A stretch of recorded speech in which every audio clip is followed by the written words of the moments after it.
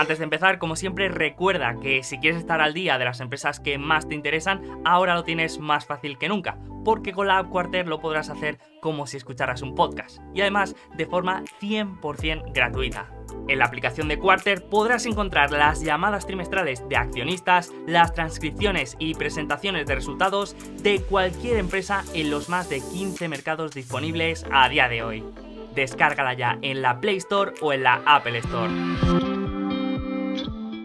¿Qué tal, Javier? ¿Cómo estás? Muy buenas, Sergio, ¿cómo estás? Encantado de estar aquí. Muy bien, muy bien. ¿Cómo se está en las oficinas de Oros? ¿Ya se respira la Navidad?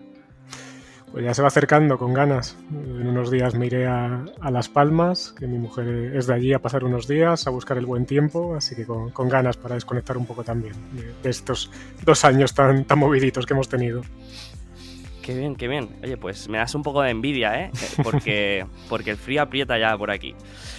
Bueno, pues como te he dicho, es un honor poder tener una charla contigo. Ya sabes que soy seguidor tuyo y seguidor de Oros, de vuestro trabajo, de vuestro fondo y por supuesto de las cartas trimestrales que hacéis, que son una lectura que siempre recomiendo y que el que no las conozca, pues obviamente dejaré todos los enlaces en la descripción de este programa porque son una auténtica maravilla, así Muchas que gracias. mi enhorabuena. Muchas gracias y un placer también. Vamos, yo te escucho siempre que puedo, que lo sabes, porque el trabajo que haces también es extraordinario y muy valioso para todos.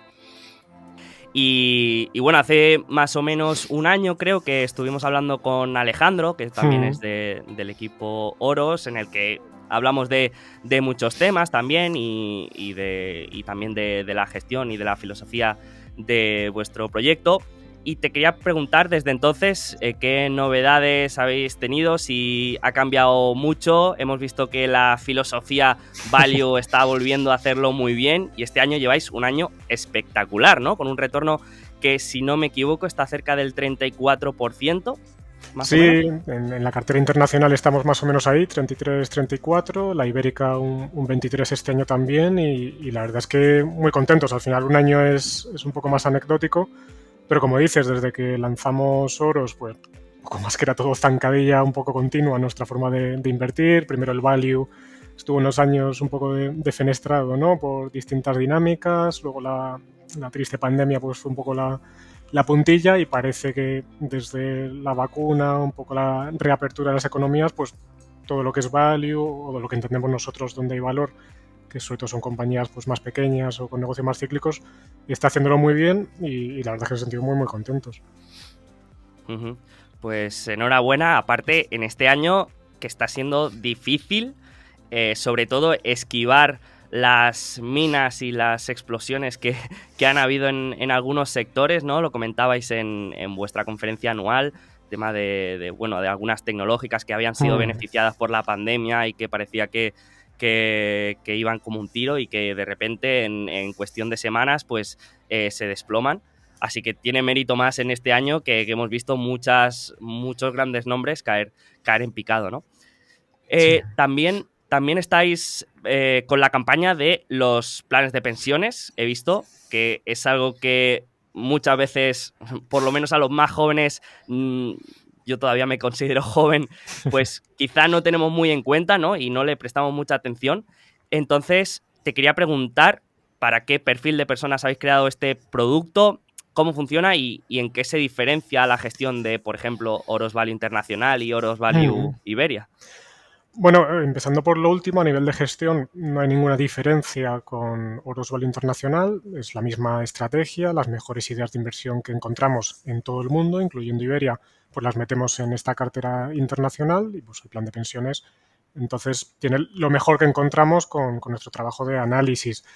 Sobre las ventajas del plan de pensiones, pues bueno, como todos sabemos, tiene la fiscalidad ventajosa con las aportaciones, aunque es verdad que poco a poco y tristemente, ¿no? El gobierno está metiendo mano y quitando un poco los incentivos. Todavía hoy nos podemos beneficiar algo fiscalmente. Entonces, bueno, antes de que termine el año, pues sí que a quien se esté planteando invertir o no, pues le animamos desde aquí a hacerlo porque todavía puede aprovecharse de esa ventaja fiscal con ese importe máximo de 2.000 euros. Entonces, al final, es como el fondo, una filosofía de muy largo plazo para ir haciendo crecer nuestros ahorros como referencia, y esto no quiere decir nada a futuro, pero las rentabilidades que, por ejemplo, nosotros hemos conseguido anualizadas desde 2012 con esta estrategia, pues es del 12% anual, obviamente con los vaivenes, entonces nos parece una forma muy buena de ir componiendo y hacer crecer nuestros ahorros, sabiendo siempre eso, que con una visión de muy largo plazo.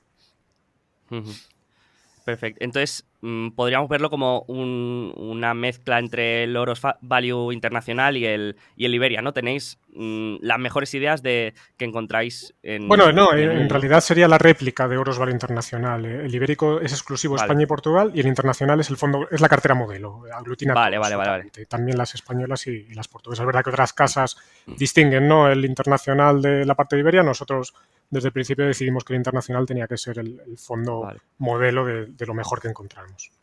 Entonces, podríamos esperar el mismo retorno que el Oros Value Internacional, pero con esas ventajas fiscales que tiene un plan de pensiones, ¿no? Eso es, Mm, esa es la idea. Perfecto, perfecto. Pues animo a todo el mundo a que le eche un ojo porque yo es una cosa que siempre he ignorado bastante y que cada vez, pues, oye, pues voy intentando entender y haciendo mis números y mis cálculos para ver si puede tener sentido, ¿no? Perfecto. Y una cosa que te quería comentar porque me llamó mucho la atención.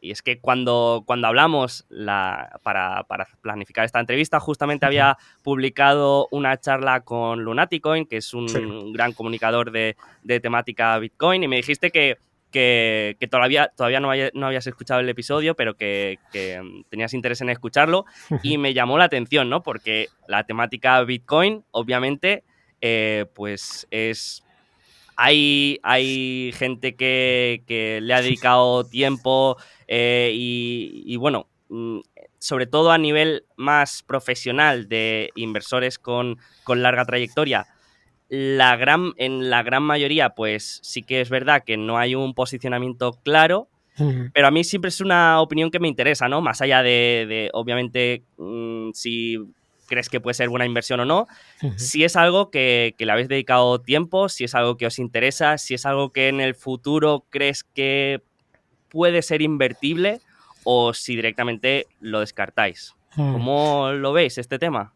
Sí, aquí hablo más por mí, ¿no? Más que la visión de Oros es un poco mi visión. A mí me interesa mucho desde hace años pues el tema monetario.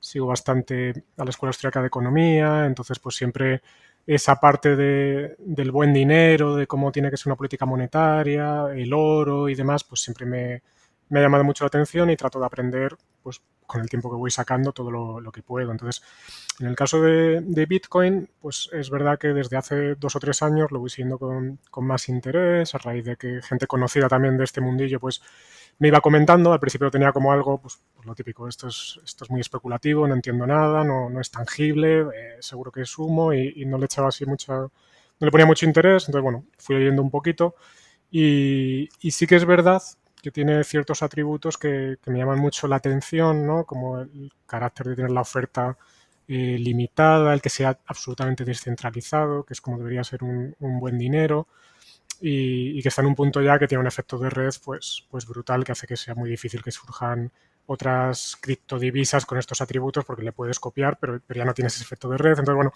tiene cositas que me llaman la atención. Dicho esto, no soy ningún experto, no sé ni si esto va a valer 100.000, 200.000 o cero. Yo no descarto ningún escenario. Lo mismo dentro de 2 años ha desaparecido Bitcoin y todas las criptodivisas y se acabó. Entonces, bueno, no lo veo como algo que recomiende invertir, salvo pues eso de a lo mejor funciona y si quieres meter un poco como algo especulativo a ver qué sale, pues lo puedo entender, ¿no? Pero tampoco tengo esa fe un poco ciega en la dinámica Bitcoin de que hay que estar invertido sí o sí porque va a sustituir el dinero. No lo sé, no tengo ni idea, es muy difícil. Ujú. No, pero me parece curioso porque quizá hace 2 años, yo creo, tanto si te hubiera preguntado a ti como si me hubieran preguntado a mí, yo creo que la visión hubiera sido, esto es humo, es especulativo, una burbuja y después lo que has comentado, ¿no? Al verlo desde el enfoque austríaco, Claro. yo creo que hay cosas que tienen mucho sentido, ¿no? Y ahora lo que estoy viendo cuando hablo con algunos profesionales, que siempre me gusta, pues, al menos sacar el tema para ver lo que tú dices, ¿no? No lo veo como invertible, pero oye, es algo que me interesa y me parece curioso, ¿no? Y lo que estoy viendo ahora es que cada vez, pues, vale, quizás no invierto, pero ya hay cosas que me parecen interesantes, ¿no? Y, y sí, sí, Sí, veo que ha habido esta evolución un poco. Y en mí sí, también, yo el primero, porque, a mí como digo, somos... me encantaría que funcionara por todas las implicaciones que podría tener, ¿no? A nivel de Ujú. quitar un poco el dinero del control de los bancos centrales y de los gobiernos que al final lo pervierten, van generando inflación, van destruyendo poder adquisitivo y es una forma clara de protegerte con salvedades porque habría que buscar, y aquí esto es técnico y tampoco lo vamos a explayar, ¿no? Pero habría que buscar cómo hacer que el Bitcoin fuera suficientemente elástico y demás para que fuera un buen dinero, pero es muy complicado. Entonces, bueno, intelectualmente me atrae mucho, pero lo que tú dices, ya pues por ir Ujú. aprendiendo. Otra cosa es el tema de si tiene sentido invertir, no tiene sentido, y eso ya cada uno con sus circunstancias, ¿no? Sí, sí, totalmente de acuerdo. Genial. Pues hace poco estuve, bueno, hace 2 días que publicasteis vuestra conferencia Mm, anual en vuestro canal de YouTube y estuve viéndola y habíais, me fijé que hablabais en el tema más de, digamos, macroeconómico, mm, que hablabas de dos focos principales de incertidumbre, sí, creo que lo mencionabas así, sí. que uno eran los cuellos de botella y otro era el de las políticas que había en China. Ujú.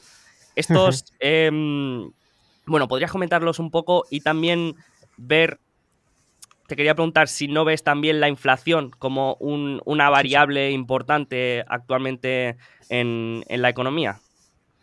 Sí, sí, sí. La inflación seguramente sea hoy el foco que más nos preocupa y está muy relacionado también con los cuellos de botella, que es ese primer foco de incertidumbre o de tensionamiento que llevamos teniendo, pues eso, el último año y medio, más o menos. Al final, pues lo que todos hemos visto, ¿no? Con la pandemia, pues se paralizó todas las economías del mundo, la demanda se colapsó, entonces, pues muchas empresas que hicieron, pues dejaron de meter dinero en su capital fijo, en mantener las fábricas, la maquinaria, el nivel de producción y demás, porque no tenía sentido, ¿no? La demanda había desaparecido absolutamente. ¿Qué sucede? Que se recupera la demanda y la oferta no se puede ajustar tan rápidamente, ¿no? Tienes que ir metiendo esas inversiones para reactivar, para arreglar incluso maquinaria o procesos productivos que se han quedado por esa fase de parada, pues que necesitan tiempo, ¿no? Para llegar a la demanda y eso genera tensionamientos y cuellos de botella que hemos visto pues, en los semiconductores, etcétera, etcétera, ¿no? El problema también, que se comenta quizá menos, es la demanda, el papel que está jugando en estos cuellos de botella. Al final, pues todos los estímulos fiscales, todos los estímulos monetarios han disparado la demanda, quizá por encima de lo deseable.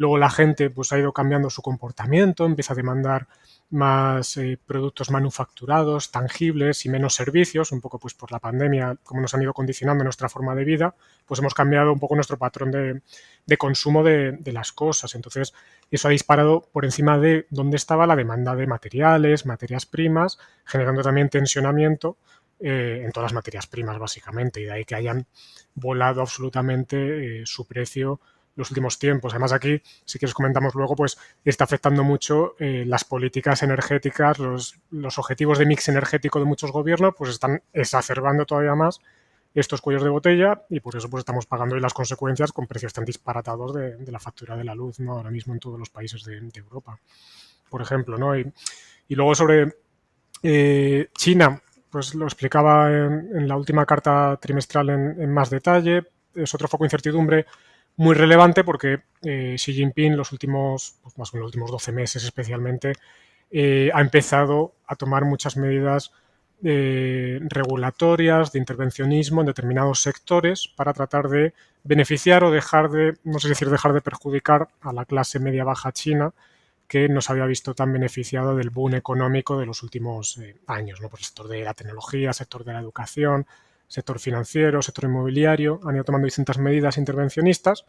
¿Y por qué es un foco de incertidumbre? Primero, para nosotros, porque estamos invertidos en ese país con una parte importante de nuestra cartera, aunque no se están viendo nuestras compañías excesivamente afectadas por estos cambios.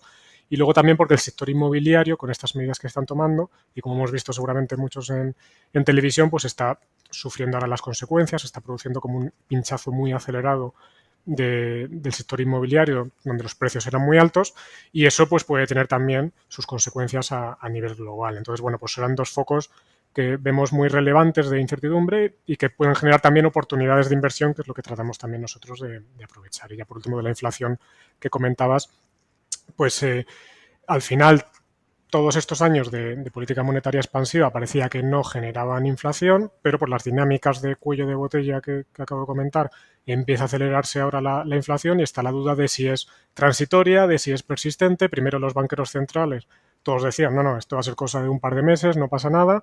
Ahora ya Jerome Powell cambia el discurso, empieza a decir que estaba, no me acuerdo la palabra que dijo, frustrado, creo, por estos niveles persistentes de inflación elevada. Ya ayer confirmó que va a acelerar la retirada de estímulos y parece que las subidas de tipos que estaba descontando el mercado, pues por ahora parece que sí se van a producir y entonces puede venir un endurecimiento también de la política monetaria y eso tendrá impacto también en los mercados. Entonces, bueno, muchos focos, es bonito de seguir, pero genera mucha incertidumbre y oportunidades también, claro. Sí, sí, sí, desde luego, o sea, ahí yo estoy viendo muchas variables Eso es. que son significativas, que no sabes cómo van a evolucionar ni qué impacto van a tener y exacto, parece, ahora se dice mucho que vivimos en un escenario de mucha incertidumbre, ¿no? Pero luego lo piensas y dices, es que en ningún momento de la Claro, historia hemos ¿cuándo no, tenido, verdad? claro, en ningún momento hemos tenido certidumbre de lo que iba a pasar, ¿no? Entonces, yo creo que es nuestro estado natural Exacto, y y al tenemos final que... es pues tratar de ver qué está descontando el mercado, qué están descontando las compañías y vas navegando un poco en función de eso y buscando las oportunidades pues más rentables y con menos riesgo para cada situación. Pero lo que tú dices, la incertidumbre siempre va a haber en todos los sectores, en todas las compañías, a nivel global, y porque es que es inherente a la naturaleza humana, es que no puede Ujú, no haber incertidumbre, es así. ujú. Pues me gustó mucho este comentario que hicisteis en vuestra conferencia. Y también me gustó otra cosa que comentasteis, que creo que no he hablado mucho o no se habla mucho de este tema, que son las rotaciones de cartera, ¿no? Y no lo había parado a pensar, pero sí que es verdad que vosotros lleváis una gestión bastante activa de esta rotación, ¿no? Y a mí me parece interesante de hablarlo porque a veces, por ejemplo, si seguimos la filosofía del value investing, yo invierto en una compañía que su precio por acción es 30 y yo creo que su precio por acción real de su valor intrínseco debería ser 70, entonces a veces invierto en esa empresa y es como el plan es cuando llegue a 70, vendo. Pero claro, durante todo ese recorrido hasta 70, la empresa va perdiendo atractivo o potencial Eso de es. revalorización, ¿no? Entonces, ¿cómo gestionáis vosotros ese camino hasta que llega a su valor intrínseco?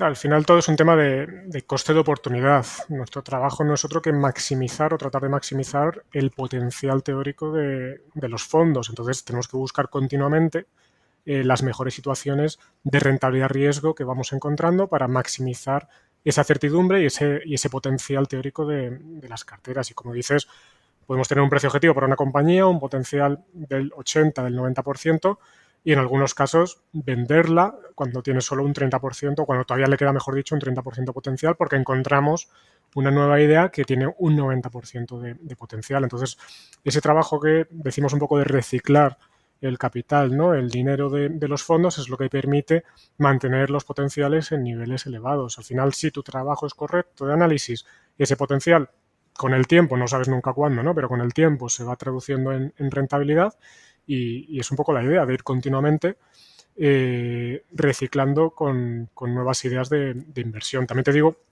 que aquí el mercado te va marcando mucho ese ritmo de rebalanceo y de rotación de compañías. Hay momentos en los que podemos tener más actividad, en los que puede entrar y salir 3 compañías o 4 compañías en un trimestre, que sería un trimestre con excesivo para nuestra historia, ¿no? Con excesivo movimiento de nombres y tener trimestres en los que no haya prácticamente ningún movimiento. Pues dependerá también de cómo vayan las oportunidades de mercado y el comportamiento de lo que tenemos en nuestra cartera. Si hay subidas muy rápidas, tendremos que ir vendiendo y trabajar mucho para encontrar nuevas ideas de inversión que mantengan esos potenciales, ¿no? Es un poco la idea. Ujú.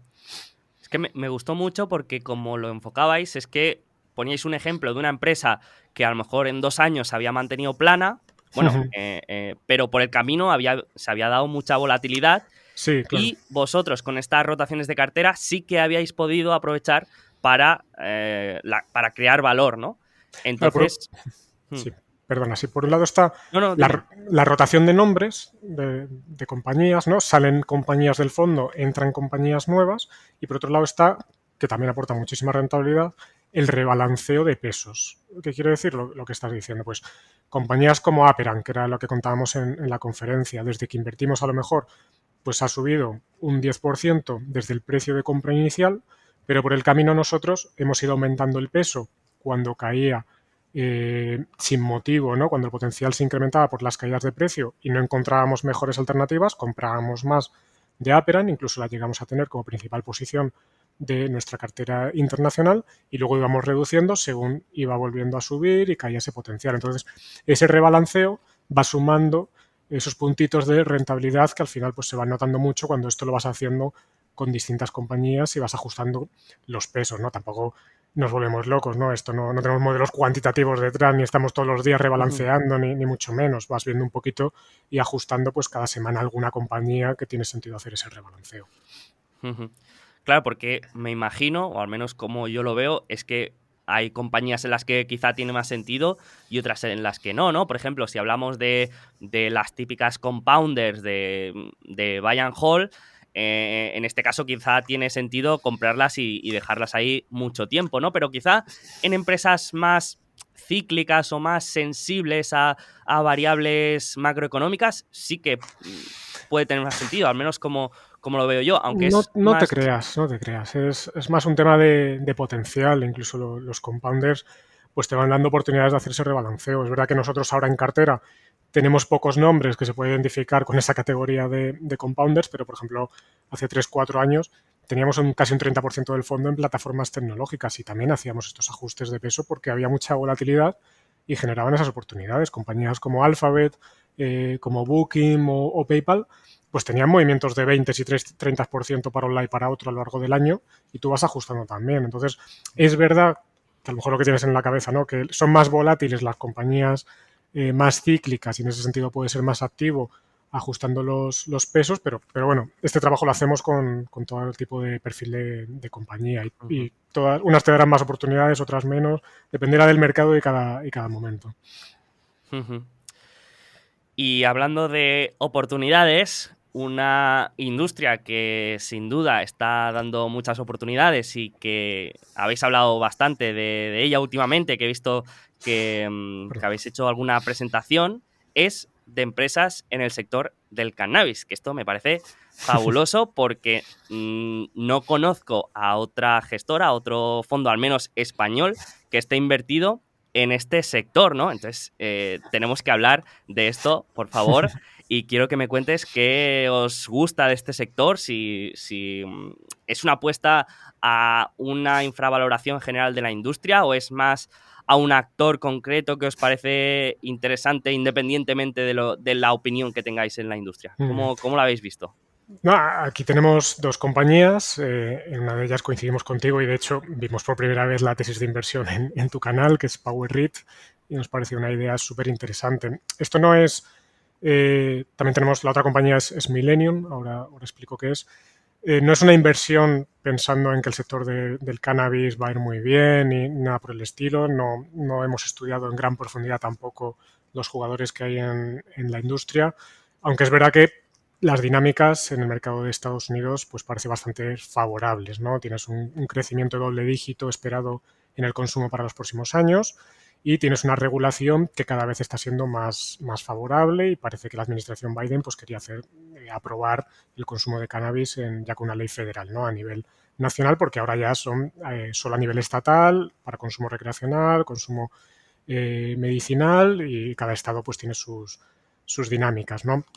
Entonces, con eso en la cabeza, ¿cómo puedes jugar la industria del cannabis? Y aquí pues nos gustó mucho la tesis de inversión de PowerREIT, porque como tú has comentado muy bien, pues a día de hoy por esta incertidumbre regulatoria y por no haber una ley federal, pues los bancos no pueden prestar dinero a los productores de cannabis, entonces eso les da limitaciones en su crecimiento, y bueno, pues PowerREIT es como un financiador indirecto, podemos decir, porque lo que hace es comprar el invernadero y alquilárselo a estos productores de cannabis. Entonces, con las rentabilidades que estaban sacando, nos parecía un negocio muy interesante y sobre todo porque vamos de la mano de un consejero legado que está haciendo un trabajo extraordinario, que es David Lesser, ¿no? Que además es principal accionista de la compañía, se juega el dinero con nosotros y está haciendo todo lo que está en su mano para aprovechar esta oportunidad que todavía hoy existe, ¿no? Y así lo ha recogido la cotización. Es verdad que hoy el potencial de PowerRead pues ya está un poquito más limitado con la gran subida que ha vivido los últimos años, pero vamos, seguimos manteniendo ahí una posición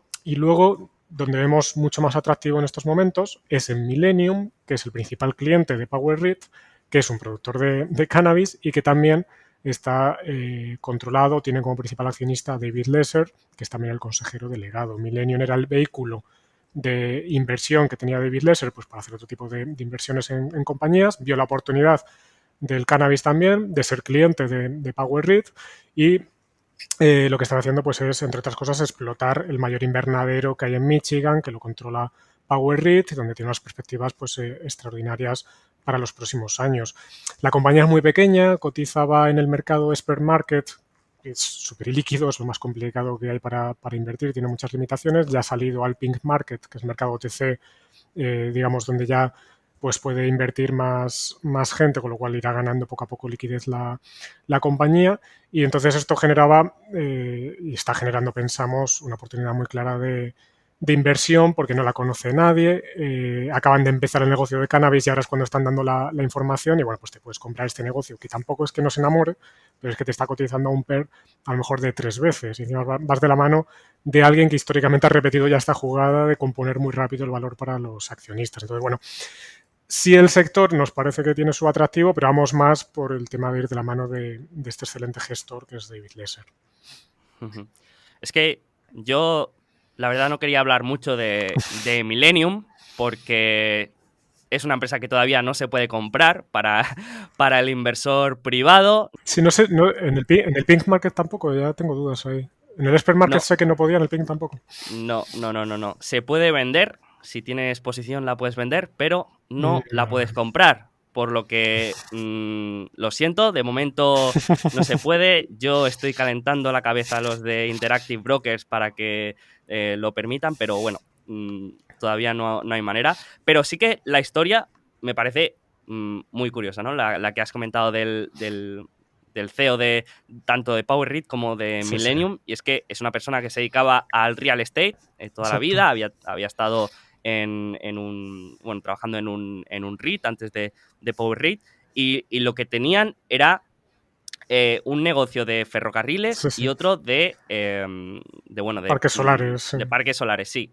Y ve la oportunidad en el sector de cannabis y dice, ahí hay que me meto. Y bueno, y consigue una revaloración espectacular. Pero luego se mete en el sector del real estate del cannabis y ve que está casi, podríamos llamar, robando a los operadores y que estos están contentos con ese acuerdo, ¿no? Que les está cobrando un 18% de rentabilidad sobre la inversión a Sí, sí. los operadores y que estos están contentos, ¿no? Entonces se da cuenta, oye, si están pagando tanto es que esto realmente es un buen negocio, ¿no? Entonces decide empezar con Millennium, que es ya un operador de cannabis. Entonces me parece una persona que olé, ¿no? Porque... Es increíble, es increíble. De los mejores gestores de negocio y sobre todo de capital que hemos visto y por eso también no nos importa estar en este sector, en este momento, en un mercado que cotiza la compañía tan ilíquido, porque al final tiene unos vaivenes brutales por la liquidez que tiene, pero que nos da muchísima confianza en David Lesser, la historia que tiene detrás, el que se esté jugando su dinero aquí con nosotros, entonces, bueno, tiene todos los tics de la típica compañía que nos gusta, sí, sí. Sí. Aparte que es una persona que no le gusta mucho diluir, que es una práctica bastante habitual Sí. en esta industria, que es quizá lo que menos me gusta. Y es que, bueno, al tener dificultad de acceso a capital, pues lo que se hace es diluir a un ritmo muy alto, ¿no? Entonces, en ese aspecto sí que ahí son más conservadores y no diluyen tanto. Sí, sí, de Y hecho estaban buscando ahora, ¿no? Incrementar o financiarse con deuda para acelerar el crecimiento porque tenían un pipeline ahí importante de adquisiciones. Entonces, bueno, a ver si anuncian algo ya dentro de poco. Entonces, yo animo a todo el mundo a que miren las cotizaciones de esta empresa y busquen el punto en el que se decide meterse en el negocio del cannabis y vean el cambio que ha habido, porque Millennium era una empresa que estaba estancada durante muchísimo tiempo, que tenía un negocio ahí que nadie sabe lo que es. Yo creo que ni ellos lo entienden muy bien, lo del carbón activo, y entran en el cannabis bueno, y lo han hecho muy bien, ¿no? Y ¿crees que es importante en estas tesis el seguimiento regulatorio de la legalización del cannabis o crees que tiene poca relevancia en la valoración? ¿Lo veis como A un ver, catalizador positivo?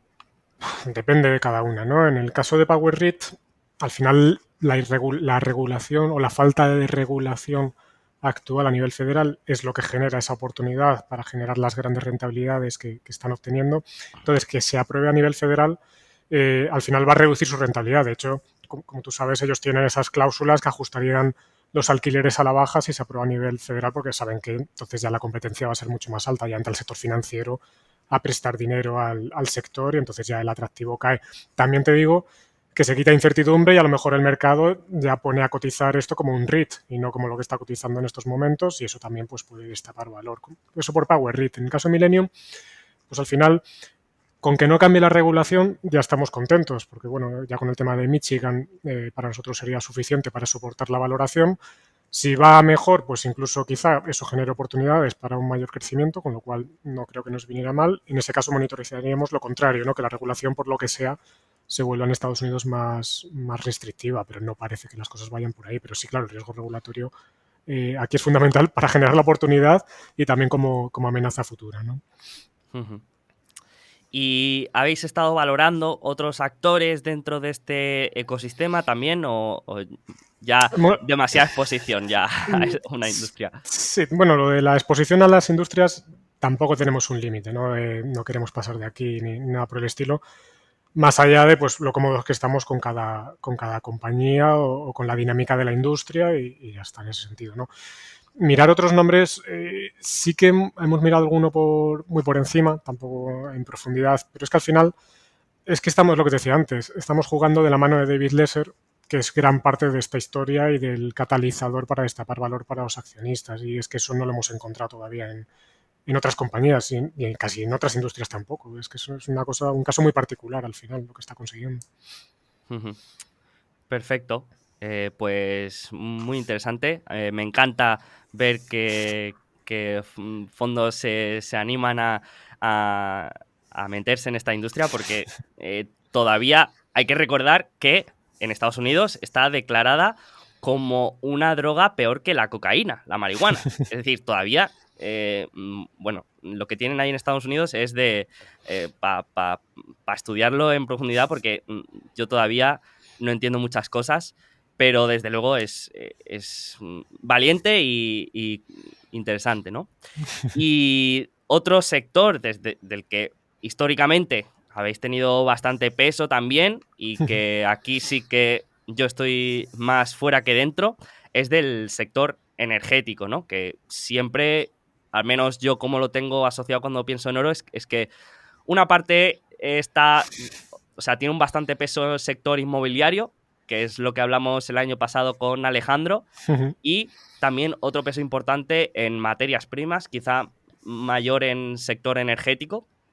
Entonces quería aprovechar que estás aquí para hablar contigo de esto, del sector energético, de por qué os gusta, si es porque ya tenéis un conocimiento extenso bueno, de este sector, o que veis más oportunidades, o por el entorno macroeconómico en el que estamos, os parece más interesante. ¿Por qué os gusta tanto? Bueno, al final nosotros somos inversores generalistas, entonces vamos, pues eso, continuamente buscando sectores o situaciones donde pensamos que pueden haber grandes oportunidades de inversión. Entonces, no nos da pereza, digamos, meternos en ninguna industria. Quizá el sector bancario nos podría dar un poco más de pereza en ese sentido por las dinámicas que tiene, pero no descartamos nada que no entendamos para analizarlo y para invertir. Y es verdad que en los últimos años, por dinámicas, ¿no?, de históricas, de burbujón de inmobiliario, de infraestructuras, pues en la primera década de este siglo, como todos sabemos, hasta el año 2007 más o menos, pues hubo una grandísima inversión, ¿no?, en oferta de materias primas, en combustibles fósiles, metales industriales y demás, y con el pinchazo de la burbuja pues se desplomó prácticamente todo. Entonces esa sobreoferta ha llevado mucho tiempo digerirla en el mercado. Entonces, bueno, fuimos siguiendo las materias primas desde hace tiempo, primero metales industriales, pues las dinámicas del cobre fueron las primeras que nos llamaron la atención y empezamos invirtiendo allí, y poco a poco en los últimos años es verdad que hemos ido incrementando nuestra posición a los combustibles fósiles. Aquí hay que tener claro que las materias primas, y esto aplica para todas, pues aunque a veces parece que se mueven al unísono, y hay momentos en los que así sucede, pueden tener dinámicas muy independientes. Luego, si quieres, entramos más en detalle, sobre todo el caso del uranio, que es más particular. Entonces, nuestro trabajo cuando analizamos estos sectores no es en plan de una foto macro ni nada por el estilo de ahora hay que estar en materias primas, ahora hay que estar aquí por los bancos centrales o las economías, no va por ahí la cosa, es más analizar dinámicas de oferta, analizar dinámicas de demanda y pues básicamente en las que estamos invertidos pensamos que la oferta no llega a cubrir las necesidades de demanda de los próximos años. Y esto siempre con una visión de largo plazo, ¿vale? Los cuellos de botella que estamos viviendo hoy no era ni mucho menos algo que contemplásemos, nos ha beneficiado mucho, pero nosotros invertimos siempre con unas dinámicas de muy largo plazo. Entonces, en ese sentido, pues materias primas o compañías vinculadas al sector del petróleo, del gas, del carbón metalúrgico, y del uranio, especialmente en los últimos años, acero inoxidable y demás, nos llamó mucho la atención cómo era de favorable y a partir de ahí pues vas buscando dónde vas a estar más cómodo, dónde la rentabilidad riesgo piensas que te va a ser más favorable para invertir, porque al final estos sectores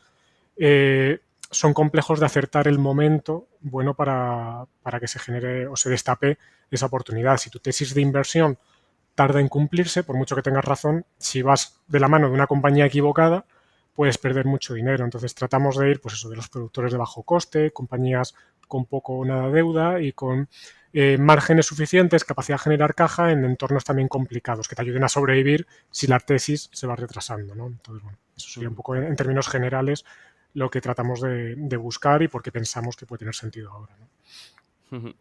Es que yo también, igual que, que el Bitcoin, he ido aprendiendo más sobre este tema y hace unos años quizá me hubieras dicho que inviertes en carbón metalúrgico y yo habría pensado, pero ¿a quién se le ocurre, no? Si ahora cada vez se utiliza menos, si todos los gobiernos están desincentivando el uso de bueno, de todos las fuentes de energía más contaminantes, pero claro, luego vas aprendiendo y también a través de la visión y del enfoque austriaco que no importa, o sea, sí que importa, pero no es solo que suba o baje la demanda, sino lo que importa es la relación que haya entre la oferta y la demanda. Es decir, Exacto. aunque el carbón metalúrgico cada vez la demanda vaya menos por razones lógicas, no importa si mientras la demanda va bajando, la oferta también va bajando a un mayor ritmo, ¿no? Entonces,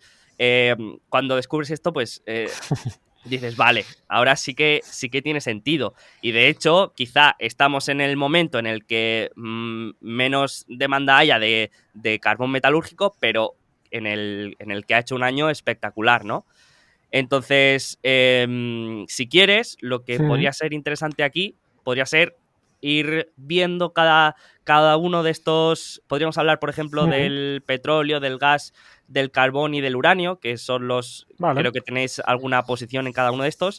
Comentar por encima o dar 4 pinceladas de las dinámicas de oferta y demanda, ver en qué situación se encuentra cada uno y relacionarlo con alguno de vuestras posiciones, ¿no? Entonces, si quieres, podemos empezar por el carbón, que es el Vale. que hemos comentado, que hemos dicho que lleva un año espectacular, que lo ha hecho muy bien. Entonces, ¿qué ha pasado este año? ¿En qué ha habido algún catalizador? Vale, aquí primero hay que distinguir dos tipos de carbón, que es importante. Está por un lado el carbón térmico y por otro lado el carbón metalúrgico, ¿vale? El carbón térmico es el que se utiliza como combustible fósil para generar electricidad, ¿no? Es el que siempre se usaba hace muchos años como principal fuente de generación de electricidad en todos los países y bueno, que poco a poco, según se desarrollan las economías, pues vas tirando menos del carbón porque contamina mucho, emite mucho CO2 y vas pues yendo más al gas, a renovables y demás, ¿no? Entonces, y el carbón metalúrgico se utiliza para la fabricación, la producción de acero en altos hornos. Entonces, está más relacionado con dónde esperas que va a estar el acero y también sobre cómo se fabrica ese acero, porque también es importante saber que históricamente se hacía con altos hornos y ahora también hay una tecnología que se llama de arco eléctrico que no necesitaría este carbón metalúrgico. Entonces hay un efecto de sustitución que también hay que tener en cuenta a la hora de hacer esas estimaciones de oferta y de demanda. Nosotros llevamos pues, 2 años, 3 años invertidos en carbón metalúrgico, pero también hemos mirado siempre muy de cerca el carbón térmico porque las dinámicas nos parecía también muy interesantes y no descartamos en algún momento invertir en alguna compañía. ¿Qué está pasando con los dos carbones este año que han tenido una subida espectacular? Pues bueno, hay varias dinámicas en juego. Por un lado, el mayor consumidor de estos carbones es China y históricamente pues lo que hacía era importarlo sobre todo de países como Australia, ¿no? Entonces, ha puesto los últimos años China una restricción a las importaciones del carbón de Australia por peleas de pues, temas políticos, ¿no? De declaraciones de uno, declaraciones de otro, y al final, pues, igual que Trump tuvo sus guerras, ¿no? con China, pues China las ha tenido también en los últimos tiempos con Australia. Entonces, cada vez se ha ido haciendo más exageradas esas restricciones y entonces China tuvo que empezar a buscar importar ese carbón de otros países que no fueran Australia. Y esto se ha juntado a la vez con dinámicas que también nos impacta al gas y demás, de reactivación que comentábamos antes de la economía, con lo cual la demanda de consumo de carbón, de gas y demás en China, pues se ha disparado este último año con esta reactivación y sin embargo, pues la oferta no estaba siendo suficiente por también las dinámicas que comentábamos de que se había parado todo, se ha generado cuellos de botella en ese momento en el que se ha reactivado tanto la economía de China. Entonces, bueno, pues entre las restricciones de importación, los cuellos de botella y demás, se ha disparado absolutamente el precio del carbón. De hecho, hasta tal punto que en China algunas centrales tuvieron que cerrar porque no les salía rentable el seguir produciendo electricidad porque el coste de comprar el carbón era tan disparatado que no podían. Entonces, directamente cerraban el grifo. Han tenido apagones eléctricos en varias poblaciones los últimos meses por esta gran subida. Y entonces, bueno, pues son dinámicas muy importantes. Esto en el corto plazo, en el caso del carbón, ¿vale? Luego tienes lo que comentabas, los gobiernos los últimos años pues se han puesto más agresivos, podemos decir, con las políticas verdes, de tener un mix energético con más peso de energía renovable, sin plantearse mucho cómo es el camino a ese mix energético, porque es muy bonito decir, yo quiero producir solo con renovables, pero primero no tienes las renovables hoy, y luego es una fuente de energía que todavía es muy intermitente y tiene sus problemas, con lo cual no nos vale solo con la renovable. Llevas años también en contra de la nuclear, entonces, claro, necesitas el combustible fósil, pero no estabas invirtiendo en nuevas minas para ir produciendo ese carbón, ¿no? Entonces, de hecho, estaban cerrando mucho minas en Estados Unidos, en Australia y en otros países. Entonces, el cuello de botella está siendo brutal. Y esto aplica al térmico y también al metalúrgico, porque al final, como es carbón, pues les cierran también el grifo de la financiación a muchas compañías y, bueno, han ido quebrando por el camino muchas compañías del sector. Entonces, son dinámicas al final de cuello de botella muy claras por esas políticas contrarias al carbón y por esa falta de inversión en oferta. Y todo esto que decías, ¿no? Que la dinámica de la demanda y la oferta a largo plazo, pese a lo que podemos tener en la cabeza, pensamos que la demanda del carbón, en el caso del térmico, pues va a seguir siendo a nivel global más o menos estable, porque al final jugadores como India, el sudeste asiático y otros países necesitan el carbón. O sea, no puedes pedirles a ellos lo que estás haciendo aquí, porque además son economías más pobres que no pueden permitirse pagar una factura de luz tan disparatada como tenemos nosotros en este momento. Entonces, esa demanda de carbón va a seguir existiendo. Y lo mismo sucede con el metalúrgico. La capacidad instalada de acero en las economías desarrolladas pues es la que es y tampoco va a haber crecimientos en ese sentido, pero economías especialmente como India, donde todavía tienen mucho por crecer a nivel de infraestructuras y de desarrollo, va a demandar más acero, va a instalar más acero y ese acero va a necesitar carbón metalúrgico y ahí pues tiene sentido buscar compañías que se puedan beneficiar de estas dinámicas de oferta restringida y demanda al menos estable para los próximos años. Ujú. O sea, hemos visto precisamente esto que hablamos de los ciclos, ¿no? Una demanda que de golpe se dispara y que Ujú. se suma a una oferta que se ha ido reduciendo por falta de inversión o por problemas que se han ido Claro, dando, ¿no? esto ha sido más de corto plazo, este cuello de Ujú. botella tan brutal que estamos teniendo, que es consecuencia un poco de un batuburrillo ahí de factores, pero a largo plazo, que es lo que nos importa a nosotros, pensamos que la dinámica es favorable por eso, por esa oferta que se va cayendo, que se va restringiendo y una demanda que al menos pensamos que va a ser Ujú. estable. Ya con eso, pues tienes ingredientes para unos precios sosteniblemente suficientemente atractivos para que puedas invertir en compañías que se beneficien de esos precios. Luego, una cosa es esto y luego dónde juegas o cómo juegas la exposición a cada uno de los sectores, ¿no? Claro, aparte, si no recuerdo mal, yo lo que tenía en la cabeza y por lo que había visto el año pasado, por ejemplo, las empresas de carbón, mineras, por ejemplo, estaban a valoraciones mm, ridículas. Valoraciones a lo mejor de 2 o 3 veces Sí, beneficio, sí. e incluso algunas más bajo, ¿no? Entonces, ¿cómo habéis jugado vosotros esta dinámica con mineras o con otros actores? En el caso del carbón, solo hemos visto la opción de hacerlo a través de mineras y entonces hemos analizado varias, tanto en el lado del carbón térmico, que por ahora no hemos invertido en ninguna, porque bueno, nos asustaba todavía un poco, o nos asustaba el tema regulatorio, hasta qué punto te puede condicionar el no poder producir directamente carbón o alguna cosa rara que no tengas en tu cabeza, ¿no? Pues lo mismo mañana sea una ley que destruye absolutamente tu negocio. Pues bueno, son cosas que nos preocupaba un poco y por eso lo hemos tenido, aunque lo seguimos muy de cerca, pues más apartado. En el caso del metalúrgico, pues también miramos las principales mineras cotizadas y bueno, ahí tienes en países como Australia, tienes en Estados Unidos y donde vimos más oportunidad fue en las compañías de Estados Unidos. Y aquí tenemos dos compañías que son los dos jugadores únicos cotizados de Estados Unidos que solo producen carbón metalúrgico. El resto tienen mezcla de metalúrgico y térmico y como no acabamos de estar cómodos con esa pata del térmico, pues hemos centrado el tiro en las de metalúrgico. Primero invertimos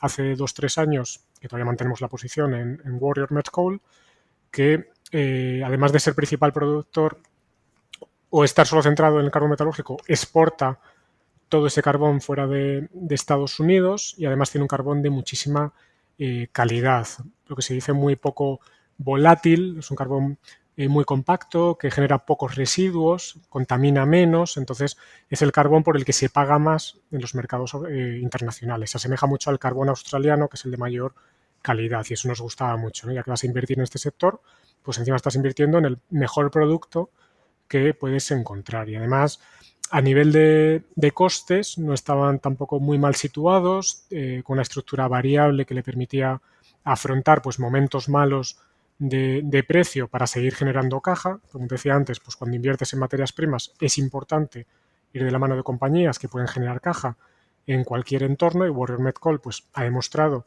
que eso puede hacerlo y eso pues nos gustaba también especialmente. Y luego teníamos dos minas eh, maduras que no tienen ningún riesgo a nivel operativo y con mucha visibilidad para los próximos años y también un proyecto muy interesante que se llama Blue Creek que podrán desarrollar si los precios se mantienen elevados. Entonces, bueno, pues por todo esto y siendo hiperconservadores con los precios de largo plazo para el metalúrgico, nosotros metemos, para que te hagas una idea, $130 la tonelada, para nosotros el normalizado está en 300 o por encima, no sé dónde está ahora mismo, del subidón que ha tenido el último año. Entonces, es interesante, ¿no? Aquí también está la pata bonita. Lo que nos ha perjudicado este último año en Warrior es que justo renovaban el acuerdo con los empleados en marzo de 2021 para los siguientes años y se les ha torcido absolutamente. Tiene la mitad de la plantilla o más en huelga ya pues desde, no sé, fue desde abril más o menos,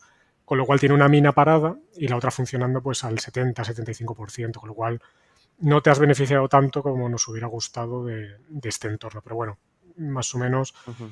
han dado un guidance para el próximo año de lo que pueden hacer para paliar si no consiguen solventar el tema de la huelga y por eso estamos todavía Ujú. cómodos en esta compañía. Pero bueno, por ese lado nos ha Ujú. perjudicado en el caso de Warrior. Sí, Y es que luego, hemos sí. hablado de variables macroeconómicas y otra que bueno, sí que se está hablando, pero quizá no se le da tanta importancia, es la escasez de mano de obra que se está viviendo en Estados Unidos, que asusta un poco, al Es menos a mí. llamativo.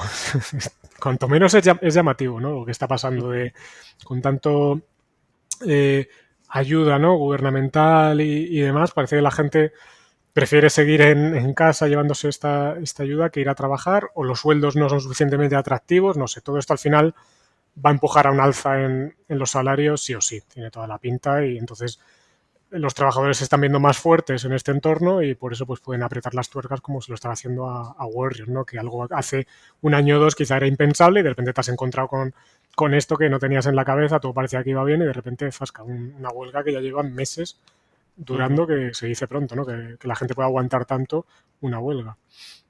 ujú. Y otra compañía que no sé si tenéis, porque también habéis hecho rotación, había leído Mm. en la última carta, es Ramaco Resource, que también Sí, es... Ramaco nos ha ido muy bien además. Invertimos este año, hace unos pocos meses. La teníamos monitorizada también de bastante cerca, pero bueno, estábamos más cómodos con las dinámicas de Warriors. Lo que pasa que, bueno, luego hablando un poco con la compañía, conociendo más los proyectos, pues nos animamos a invertir, porque además tiene bondades que, por ejemplo, Warrior no tiene, u otras compañías del sector cotizado en Estados Unidos, y es que los directivos se juegan bastante dinero contigo. Ramaco, al contrario que Warrior, porque muchas compañías de carbón de Estados Unidos surgen de quiebras anteriores y son reestructuraciones, entonces, bueno, pues al final vienen de épocas de mala gestión, sobreviven con bancarrota y vuelven a salir y mantienen equipos directivos y, bueno, pues no tiene un historial muy bueno detrás de gestión de capital. Ramaco se crea de cero, con gente que pone su dinero, con private equity que también pone dinero para que se hagan las cosas bien. Entonces hay mucho incentivo para no, por lo menos no hacer tonterías con el desarrollo de las minas, con la deuda y demás. Y bueno, pues tienen proyectos que son muy, muy atractivos en Estados Unidos y que van desarrollando.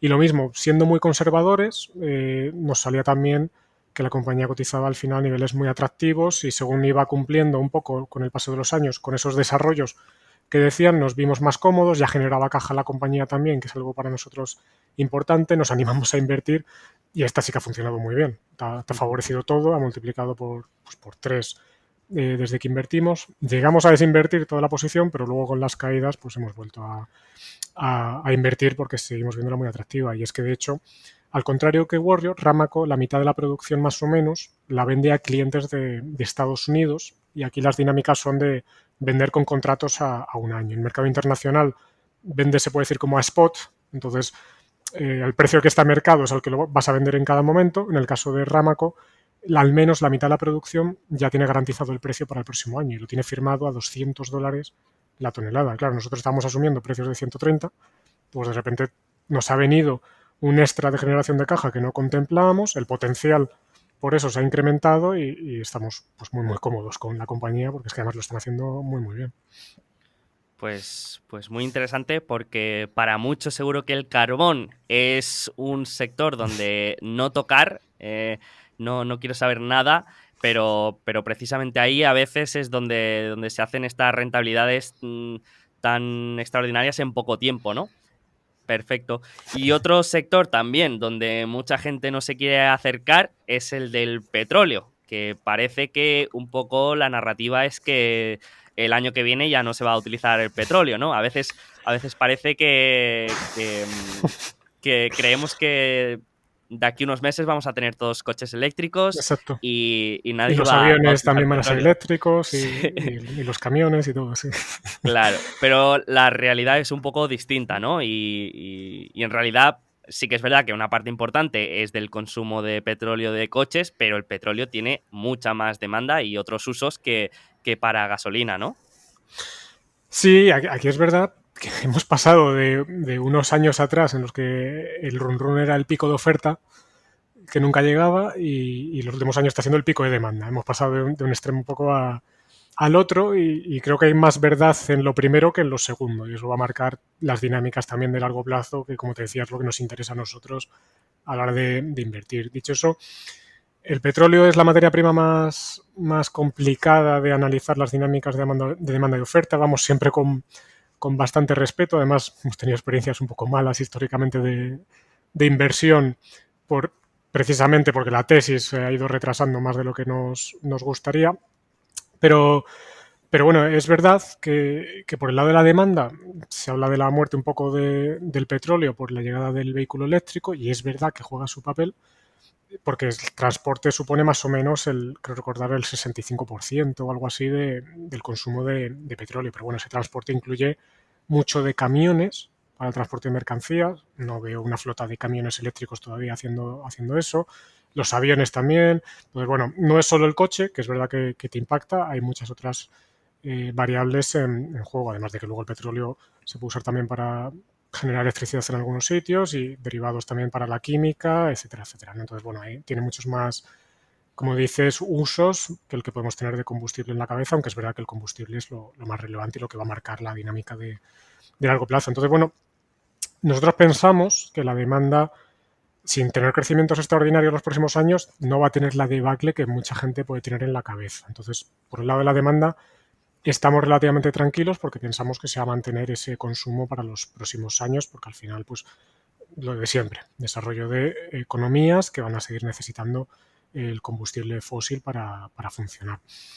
En el lado de la oferta es donde vienen las cosas más interesantes, y se hablaba hace años del pico de oferta, porque bueno, sí que surgieron algunos estudios que hablaban que en el caso de Arabia pues estaban mintiendo un poco con las tasas de declino, ¿no? Con la producción, y que había mucho menos petróleo del que decían. Eso sigue ahí, hay gente que sigue diciendo lo que no cuadra lo que dice Arabia con lo que la naturaleza en teoría debería mostrar, pero bueno, al margen de eso, no ha llegado este famoso pico porque la tecnología, la innovación, pues ha irrumpido por el lado del shale, ¿no? El petróleo de esquisto, especialmente en Estados Unidos, donde un país que era importador neto y que tenía una dependencia brutal del petróleo de Medio Oriente, ¿no? De ahí todos los conflictos y todos los líos geopolíticos de los últimos años, pues se convierte en exportador de petróleo, que es algo increíble, y eso puede pasar en un país como Estados Unidos, donde la iniciativa privada tiene tantas alas para innovar y para desarrollar estas cosas, ¿no? Entonces,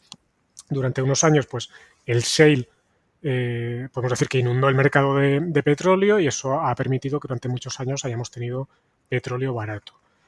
¿Qué pasa a largo plazo? Pues por un lado parece que la oferta de shale no va a poder mantenerse, y desde luego no con los crecimientos que venía los últimos años. Y más si volvemos otra vez cuando se está presionando a nivel político para dejar de explotar combustibles fósiles, y cuando la administración Biden es tan contraria a la producción del shale y está poniendo trabas por todos lados, ¿no?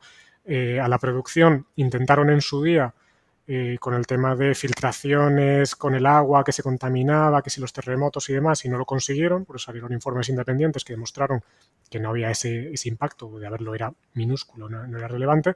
¿Qué están haciendo ahora y lo están consiguiendo? Pues presionar para que las grandes tuberías para transportar, bien sea el gas o petróleo y demás, pues se paralizan, con lo cual no puedes dar salida a ese producto que tiene ahí Estados Unidos, y eso va a restringir la oferta. No se está metiendo por eso CAPEX, además llevamos años en los que el shale no generaba grandes retornos para los accionistas en las compañías de Estados Unidos, la gente ya se hartó, empiezan a demandar rentabilidad, entonces de repente hay como una tormenta perfecta, por lo cual se está restringiendo la inversión en estos pozos, y estos pozos tienen tasa de declino muy alta. ¿Qué quiere decir esto? Que tienes que meterle continuamente inversión para mantener la producción, ¿no? Para hacer la fracturación hidráulica y esa perforación que se llama horizontal, pues tienes que ir metiendo continuamente nuevo dinero. Si paralizas eso, la producción va cayendo, y eso es un factor relevante para los próximos años por el lado de Estados Unidos. Luego también es importante que fuera de lo que es la OPEP, los grandes países, ¿no? Arabia, Medio Oriente y demás, que tenemos todos en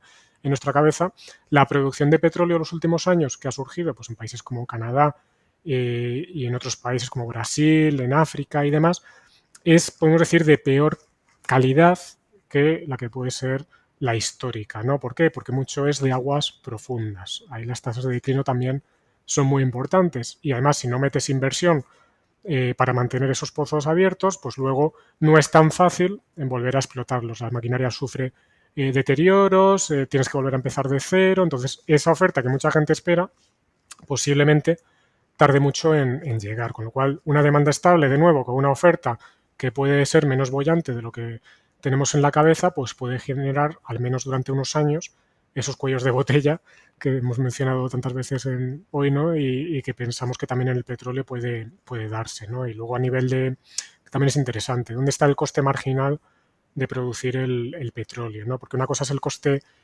marginal operativo, ¿no? Que puedes rondar más, pues, a lo mejor los $30, los $40, pero luego es cuánto están dispuestos a asumir los grandes productores y al final entre lo que vas a destinar para recomprar acciones, para pagar dividendos, para otros proyectos de renovables que muchas petroleras están diversificando y demás, pues vas a exigir un precio más elevado para producir y más o menos el consenso es que al menos 65, $70 como mínimo hacen falta para que la oferta se mantenga y para que vaya creciendo pues precios incluso más elevados y por eso pues nos parece una dinámica bastante interesante. También te digo que es Ujú. la materia prima más compleja porque la oferta es muy cambiante. Lo mismo el sale de repente en Estados Unidos hace unos días, ¿no? Volvían a decir, no, hay que volver a aumentar un poco la producción, que es que no llegamos, ¿no? Ya han visto las orejas ahí al lobo el Ujú. gobierno, entonces lo mismo ahora nos inundan otra vez con el sale. No parece, pero son dinámicas un poco más complejas y cambiantes. Ujú. Y aquí, ¿cómo jugáis esta dinámica? Porque aquí sí que es verdad que hay más actores, quizá también tendríamos los de shipping y tenéis una empresa que a mí me parece muy curiosa, que no conocía, que es TGS, que si no me equivoco está más relacionada con los datos y la analítica, ¿no? Exacto. Sí, aquí, claro, puedes jugar de muchísimas maneras. Puedes ir a los productores de petróleo, puedes irte a los grandes productores de petróleo. Lo que pasa que, al menos para nosotros, es complicado que invirtamos ahí porque tienen muchísimos pozos, tienen además muchas están integradas verticalmente, tienen la pata de refino, ¿no? Para la gasolina, se meten ahora muchas en renovables, son monstruos gigantescos y al final no te compensa, te puedes tirar 6 meses para analizar esa compañía y no vamos a invertir, ¿no? No tiene sentido. Y las independientes, que pueden ser las más pequeñas e interesantes, muchas tienen un perfil muy junior o tienen excesiva deuda, no están produciendo todavía, entonces bueno, aunque hay alguna cosa por ahí interesante, luego además los costes de producir suelen ser más altos, entonces si tu tesis tarda en producirse, puedes perder mucho más dinero con estas porque sus costes son más altos, entonces bueno, son dinámicas complicadas y por eso ahora mismo no tenemos inversión en esta pata, digamos, de la industria del petróleo. Luego tienes, como dices, la pata del shipping o del transporte de petróleo. Ahí es verdad que tenemos indirectamente a través de TK Corporation, que si quieres luego comentamos, aunque aquí la inversión era mucho más por la pata de TK y LNG, si quieres luego en el gas comentamos un poco entonces esta compañía. Ujú. ¿Y dónde tenemos nosotros exposición ahora mismo al petróleo fundamentalmente? Pues en TGS, en la compañía que comentas. Es una compañía que yo creo que es la cuarta vez en nuestra carrera que hemos invertido en ella. Las tres anteriores nos ha ido muy bien y bueno, a ver si tenemos nos acompaña el trabajo, iba a decir la suerte, pero nos acompaña el trabajo y también las rentabilidades, ¿no? ¿Qué hace TGS? Que es una compañía muy interesante. Pues básicamente hace estudios de geofísicos, geotérmicos, bueno, todo lo que implica la geología de los yacimientos potencialmente explotables de petróleo, ¿no? Entonces, pues habitualmente a lo mejor un gobierno que tiene los derechos sobre un área de aguas profundas, por poner un ejemplo, tiene ahí una concesión abierta para que quien quiera vaya allí a hacer el estudio. Entonces, pues las compañías se llaman sísmicas, como TGS, pues optan a ese concurso para ir allí a explotar. Entonces, pues pagan un dinero y ya puedes ir allí a estudiar, a coger los datos de ese yacimiento. Y TGS, porque en este sector hay varios jugadores, siempre nos ha gustado porque es el jugador que no tiene capital empleado. ¿Qué quiere decir eso? Tú para llegar allí a donde está el yacimiento necesitas un barco. Entonces, muchas compañías han quebrado por el camino por ser dueñas de una flota de barcos. Entonces, claro, endeudamiento asociado para comprar esos barcos, cuando vienen mal dadas, pues quebraban. TGS los alquila. Entonces, si no hay actividad, no alquilo barco. No tengo ese gasto, no tengo ese problema de deuda, no tengo el activo. Y eso, pues, históricamente les ha protegido de cualquier entorno y por eso siempre nos ha gustado más que otras compañías del sector. Entonces, alquila el barco, va al pozo, saca las muestras o lo que sea. Además, suele subcontratar también la gente que va allí a hacerlo. Y luego, que es el valor añadido de TGS, hace los estudios de los datos a nivel interno. Y esos estudios se meten en lo que ellos llaman una biblioteca, una librería de datos, y lo vendes a compañías de petróleo que estén interesadas en ese área para ver si explotan o no el yacimiento. Entonces, es un negocio interesante porque nos da exposición al final a las dinámicas del petróleo, pero jugando con una compañía que es capaz de generar caja en cualquier entorno de mercado y con roces para un sector como este que históricamente rondan el 20%. Entonces, roce del 20% vinculado al petróleo es difícil encontrarlo tan claro y con tan poco riesgo como puede ser en el caso de TGS. ¿Por qué hoy la oportunidad otra vez y ya es eso, la cuarta vez que nos lo encontramos? Porque al final, con la situación de parálisis de oferta de los últimos años por precios históricamente bajos del petróleo, todo lo que era offshore, aguas profundas o aguas, si quieres, en general, eh, se paralizó la inversión en nuevos pozos, incluso se cerraban algunos, entonces no se está contratando o comprando los datos de TGS o no hay interés de las petroleras por mirar nuevos pozos para contratar los servicios de TGS. La actividad está absolutamente en mínimos. ¿Por qué nos gusta? Pues la dinámica que te he comentado y es que además los pozos, los actuales, los que se producen, tienen tasas de declino pues a lo mejor del 6-8% anual. Hace falta ir reponiendo ese petróleo, hace falta nueva producción.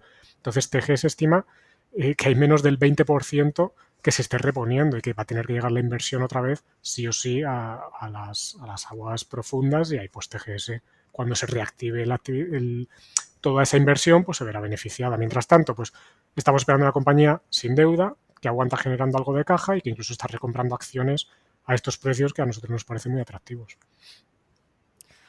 Pues me gusta mucho porque yo siempre tengo tendencia, cuando miro una industria, un sector, de buscar los picos y las palas de ese sector, ¿no? Esas empresas que se benefician del crecimiento, no les perjudica el mal funcionamiento. Si encima como TGS son asset light, pues mucho mejor. Y me gustan mucho estos actores. Es un poco como Power Read también, aunque en este caso no es asset light, pero un poco también así, ¿no? Que se beneficie del crecimiento de una industria sin tener que estar expuesto directamente, en este caso, por ejemplo, al precio del petróleo. Pero, Al final es que es nuestra filosofía, es binomio rentabilidad-riesgo, no tratamos de sacarla del estadio con cada golpe, sino de seguir en el partido y ganarlo, ¿no? Y entonces al final, uh-huh. pues, sobre todo en las materias primas, para ganar muchísimo dinero tienes que ir a lo menos ineficiente, a lo más endeudado y acertar en el momento exacto en el que se va a cumplir tu tesis. Pero claro, la bola de cristal no la tenemos, entonces tenemos que ir a Uh-huh. otro tipo de compañías. Sí, sí, totalmente de acuerdo. Y has comentado TK, la matriz de TK Tankers y TK LNG, que recientemente ha tenido un evento corporativo en el que han Eso tenido es. una oferta de compra por el segmento de LNG o por la filial de LNG. Entonces, ahora digamos que es puramente de petróleo, ya no está Es que la ni parte del eso, LNG. ni eso. O sea, ahora es una compañía, ayer su caja, lo que tiene en balance de caja por la venta de Ticket LNG, vale más que Ticket Corporation en bolsa. Ahora mismo solo la caja vale más de lo que vale en bolsa Ticket Corporation. Entonces, estás invirtiendo en caja y te llevas también la participación gratis ahora mismo de TK Tankers, que efectivamente es una compañía de transporte de petróleo, que no es ni mucho menos el mejor negocio del mundo. Lo que pasa que es verdad que lo estás comprando en un momento en el que, bueno, tampoco estamos incómodos, podemos decir, con lo que esperamos para los próximos años para esa industria en términos de capacidad, porque o sea, el sector de los barcos es de lo más, no sé cómo calificarlo, lo más terrible, lo más difícil para invertir, porque enseguida se mete capacidad nueva de nuevos barcos y destruyes la industria y te la llevas por delante, entonces no es ni mucho menos un sector que nos guste, pero históricamente estábamos en TK Corporation porque la división de TK NG cubría con creces la valoración de la compañía. Lo que pasa es que, como dices, la acaban de vender a Stonepeak y a un precio de $17 por acción, que, bueno, está alejado de lo que pensábamos que valía la compañía. Nosotros más o menos pensábamos que TickLNG debería valer $22. Tampoco es que esté súper alejado, ¿no? En ese sentido, pues tampoco nos vamos a quejar. Lo que pasa que TK Corporation era una inversión apalancada a TK LNG, te llevas mucho potencial por esa palanca sobre el stake de TK LNG, entonces se ha reducido mucho el potencial con esta venta. Ahora mismo pues tenemos eso de TK Tankers, que vale más de lo que cotiza en bolsa para nosotros ahora mismo esa división, y tienes la caja. ¿Qué van a hacer con la caja? A nosotros nos encantaría que recuperaran todas las acciones que pudieran en estos momentos por esta ineficiencia que se está produciendo. O, en su defecto, que repartieran la caja si no saben qué hacer con ella, o que invirtieran un poquito, si quieres, en Ticket Tankers, ¿no? Con descuento. Pero bueno, parece que van a hacer o creemos que harán un poquito de esto y luego buscarán nuevas inversiones en la industria, con lo cual ahí tenemos un riesgo de reinversión importante y bueno, pues digamos que estamos menos cómodos que antes en la compañía y tenemos que monitorizar pues muy de cerca las decisiones que van a ir tomando. Pero la tesis ha cambiado radicalmente, obviamente. Vale, vale, vale. Y lo que me ha llamado la atención es que has comentado que en el petróleo no nos gustaba mucho buscar los players más integrados verticalmente por el tiempo que llevaba el análisis y la complejidad, pero después, cuando nos vamos al gas, encontramos A la madre del cordero. encontramos a Golar LNG, que es sin duda una de las empresas más complejas que me he encontrado, que la he intentado mirar varias veces por diferentes lados y he desistido por no entender nada de lo que estaba pasando. Entonces, ¿por qué en el gas sí que os parece más interesante este player totalmente integrado y bueno, con una complejidad que sí que es verdad que se está reduciendo? Hace poco Sí, claro. Parte de la ineficiencia venía por ahí, por toda la complejidad que tenía la compañía, ¿no? Y bueno, si quieres comentamos un poquito del tema del gas, un poco la dinámica y por qué la jugamos, ¿no? A través de Golar, que hay que entender un poco la industria para entender la inversión. Al final el gas natural, históricamente, pues tenía una cosa muy curiosa y es que el gas no estaba donde se consumía, ¿no? O se concentraba en determinados países y hay consumidores que necesitan ese gas que no tienen gas en su país y eso generaba, como no había infraestructura, pues generaba unas distorsiones de precio brutales entre pues, economías como Japón, donde se pagaba X por el gas, o Europa, versus lo que cotizaba en países como Estados Unidos, ¿no? Por poner un ejemplo. Entonces, en los últimos años, pues ha habido dos cambios muy importantes a tener en cuenta. Por un lado, el desarrollo de infraestructuras para mover el gas en forma licuada, ¿no? Lo que se llama GNL, me va a salir el LNG, que es el término en inglés todo el tiempo, así que voy a seguir diciendo LNG, que es lo que te permite comprimir el gas 600 veces, facilitando muchísimo su transporte. Pensemos que el gas pues, ocupa muchísimo espacio porque es un gas. Entonces, esta tecnología pues, ha sido una revolución y permite llevar el gas de unos países a otros. Eso por un lado, ¿no? Y por otro, en Estados Unidos volvemos a la revolución del shale. Igual que se ha producido en el petróleo, también se ha producido en el gas. Entonces, Estados Unidos de repente pues, se ha encontrado con enormes reservas de gas que podría abastecer prácticamente a todo el mundo, ¿no? Entonces, se ha convertido en un jugador muy importante en lo que se llama el LNG. Entonces, ¿qué está sucediendo a largo plazo que nos gusta? Pues que va a haber una demanda creciente, sí o sí, de gas natural por esa transición, podemos decir, energética que se está buscando hacia un mix menos contaminante. Entonces, en muchos países, como el propio Estados Unidos, pues el carbón térmico se ha ido sustituyendo y se va sustituyendo paulatinamente por el gas natural. Hay muchas economías que ya han anunciado para los próximos años planes por los cuales su mix energético pues cada vez tenga más gas natural, especialmente países asiáticos, ¿no? Entonces hay una demanda por ese lado creciente de gas natural y por tanto de LNG, porque estos países son importadores de gas y esto es importante también para la tesis de Golar, ¿no? Y por otro lado, tenemos a nivel de oferta que hace falta capacidad para transformar el gas en LNG. Y tras unos años en los que se metía mucha infraestructura nueva, especialmente en Australia y en Estados Unidos, para exportar este gas en forma de LNG, pues viene una parálisis. Australia directamente no está haciendo proyectos nuevos y Estados Unidos los próximos 5 años es el único que va a meter un poquito, tampoco mucho, de capacidad, y de hecho hay presiones del gobierno para que se paralicen algunos proyectos. Y hasta mediados de década o incluso un poco más tarde no va a entrar Qatar, que es el principal o uno de los principales jugadores, con más capacidad de exportar el LNG, porque claro, desarrollar estas infraestructuras cuesta muchísimo dinero, hablamos de miles de millones y de años, ¿no? Entonces, entramos en esa dinámica que nos gusta tanto de demanda más o menos creciente con oferta restringida que puede generar cuellos de botella interesantes que beneficien a compañías vinculadas de alguna manera al gas natural y al LNG. Entonces, eso es lo que históricamente nos llamaba la atención. Estábamos invertidos en TK LNG a través de TK Corporation y también directamente en TK LNG, que también vendimos con esta OPA. Y como comentabas, pues llevamos un tiempo invertidos también en Golar LNG.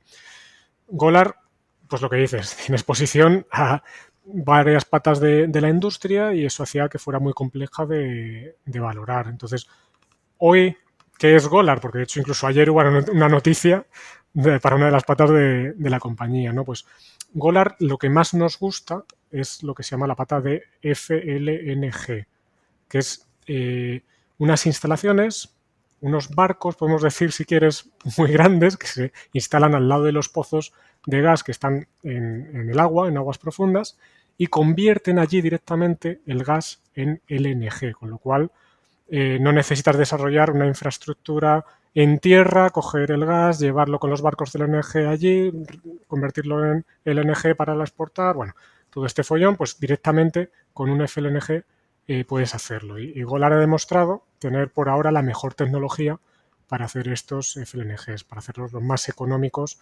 que otros competidores que han tratado de hacer algo similar. Por ahora casi nadie o nadie ha conseguido hacerlo tan bien como Golar. Entonces Golar hoy tiene operando un FLNG en Camerún, con un acuerdo que tiene con Perenco, que le va pagando una comisión, digamos, por transformarle ese gas que va extrayendo en LNG. Y lo interesante además de esta pata es que también tiene un precio a partir del cual, si el petróleo está por encima, Golar se lleva un extra de caja y ahora mismo el precio estaría por encima, con lo cual está generando mucho más dinero este FLNG de lo que estaba generando los últimos tiempos y eso pues obviamente nos encanta, ¿no?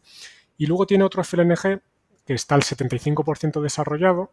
Este lo tiene contratado BP para un pozo que quiere explotar que está más o menos cerca de Mauritania y de Senegal y que estará operativo, si no hay más retrasos, pues más o menos en un año, año y medio, creo recordar. Entonces, solo estas dos infraestructuras, si quieres, estos dos activos de FLNG, valen bastante más de lo que capitaliza hoy Golar en bolsa. Y además son los activos que más nos gusta y hace que estemos muy cómodos con la valoración de la compañía. Luego Golar tiene también otros dos activos diferentes, ¿no? Por un lado tiene, que es lo que menos nos gusta de nuevo, igual que con los tanqueros de petróleo, pues aquí tienes el transporte de LNG. Era un negocio que estaba viviendo también excesos de capacidad, pero con el cuello de botella tan brutal que ha tenido el sector, pues los alquileres de barcos se han disparado, ¿no? Lo que se está pagando por alquilarlos. También es verdad que Golar tenía mucho contrato cerrado porque financieramente estaba un poquito o le apretaron los bancos y el año pasado fueron cerrando contratos a precios mucho más bajos de los actuales y eso les ha perjudicado, no nos ha beneficiado tanto. Pero bueno, aquí lo que nos gusta o nos interesa es que ayer anunciaron algo que se esperaba desde hace bastante tiempo y es el sacar a bolsa, hacer una escisión de esta división que era un poco la que menos nos gustaba. Y ayer ya han dicho que por fin van a hacer esa escisión y tras una ampliación de capital que también van a hacer se van a quedar con el 33% de esta división que tiene 8 barcos, creo recordar, de transporte de gas licuado y también una regasificadora flotante que también tienen y que también estaría ahí incluido. Entonces, bueno, es verdad que la valoración ha sido un poquito más baja de lo que nos esperábamos, pero también lo han hecho antes de lo que pensábamos, con lo cual eso apoya un poco también o quita incertidumbre de la valoración. Y ya por último, tiene el 9% de una compañía que se llama New Fortress Energy, que está especializado en desarrollar infraestructuras y generar electricidad con gas. Y bueno, tiene esta participación por otro movimiento que se produjo antes, de otro activo que tenía Golar, que era Golar Hydro, y bueno, pues con el acuerdo con New Fortress lo vendió a cambio de acciones en esta compañía. Entonces tenemos también el 9% de este negocio y que, repito, nos llevamos también gratis porque el FLNG ya cubre con creces la valoración de Golar. Entonces, bueno, es una forma de tener exposición a estas dinámicas del LNG. Es verdad que es una compañía compleja y que estaba un poquito más justa de lo que nos gustaría en su día a nivel financiero, pero que poco a poco han sabido ir quitando esa incertidumbre y ya no tiene los problemas de deuda ni mucho menos que podía tener antes y estamos hoy más cómodos que nunca con esta compañía. Entonces entiendo que el segmento principal, o al menos el más atractivo, que es el de FLNG, es un servicio que proporciona Golar a las extractoras de gas. Es decir, que no tiene un beneficio directo del precio al que esté el gas, sino que sí, bueno, tiene una tienes variable, ¿no? Sí.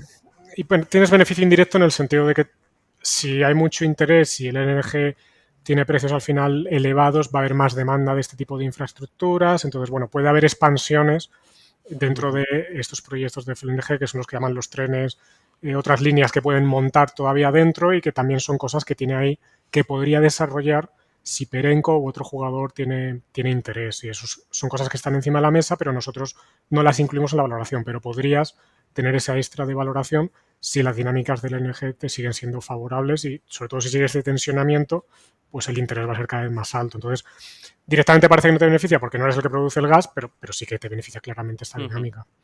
Sí, perfecto. Pues muy interesante para tener exposición a casi toda la cadena de valor del gas.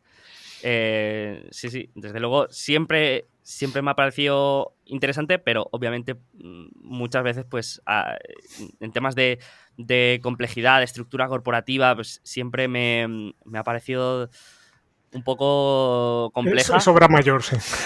Yo creo que es la más compleja que tenemos en cartera, vamos, seguro. Pero no, tiene muy buena pinta, desde luego. Y si quieres pasamos al último sector que tenéis, del que también has hablado, te he escuchado hablar en alguna ocasión, que es del uranio.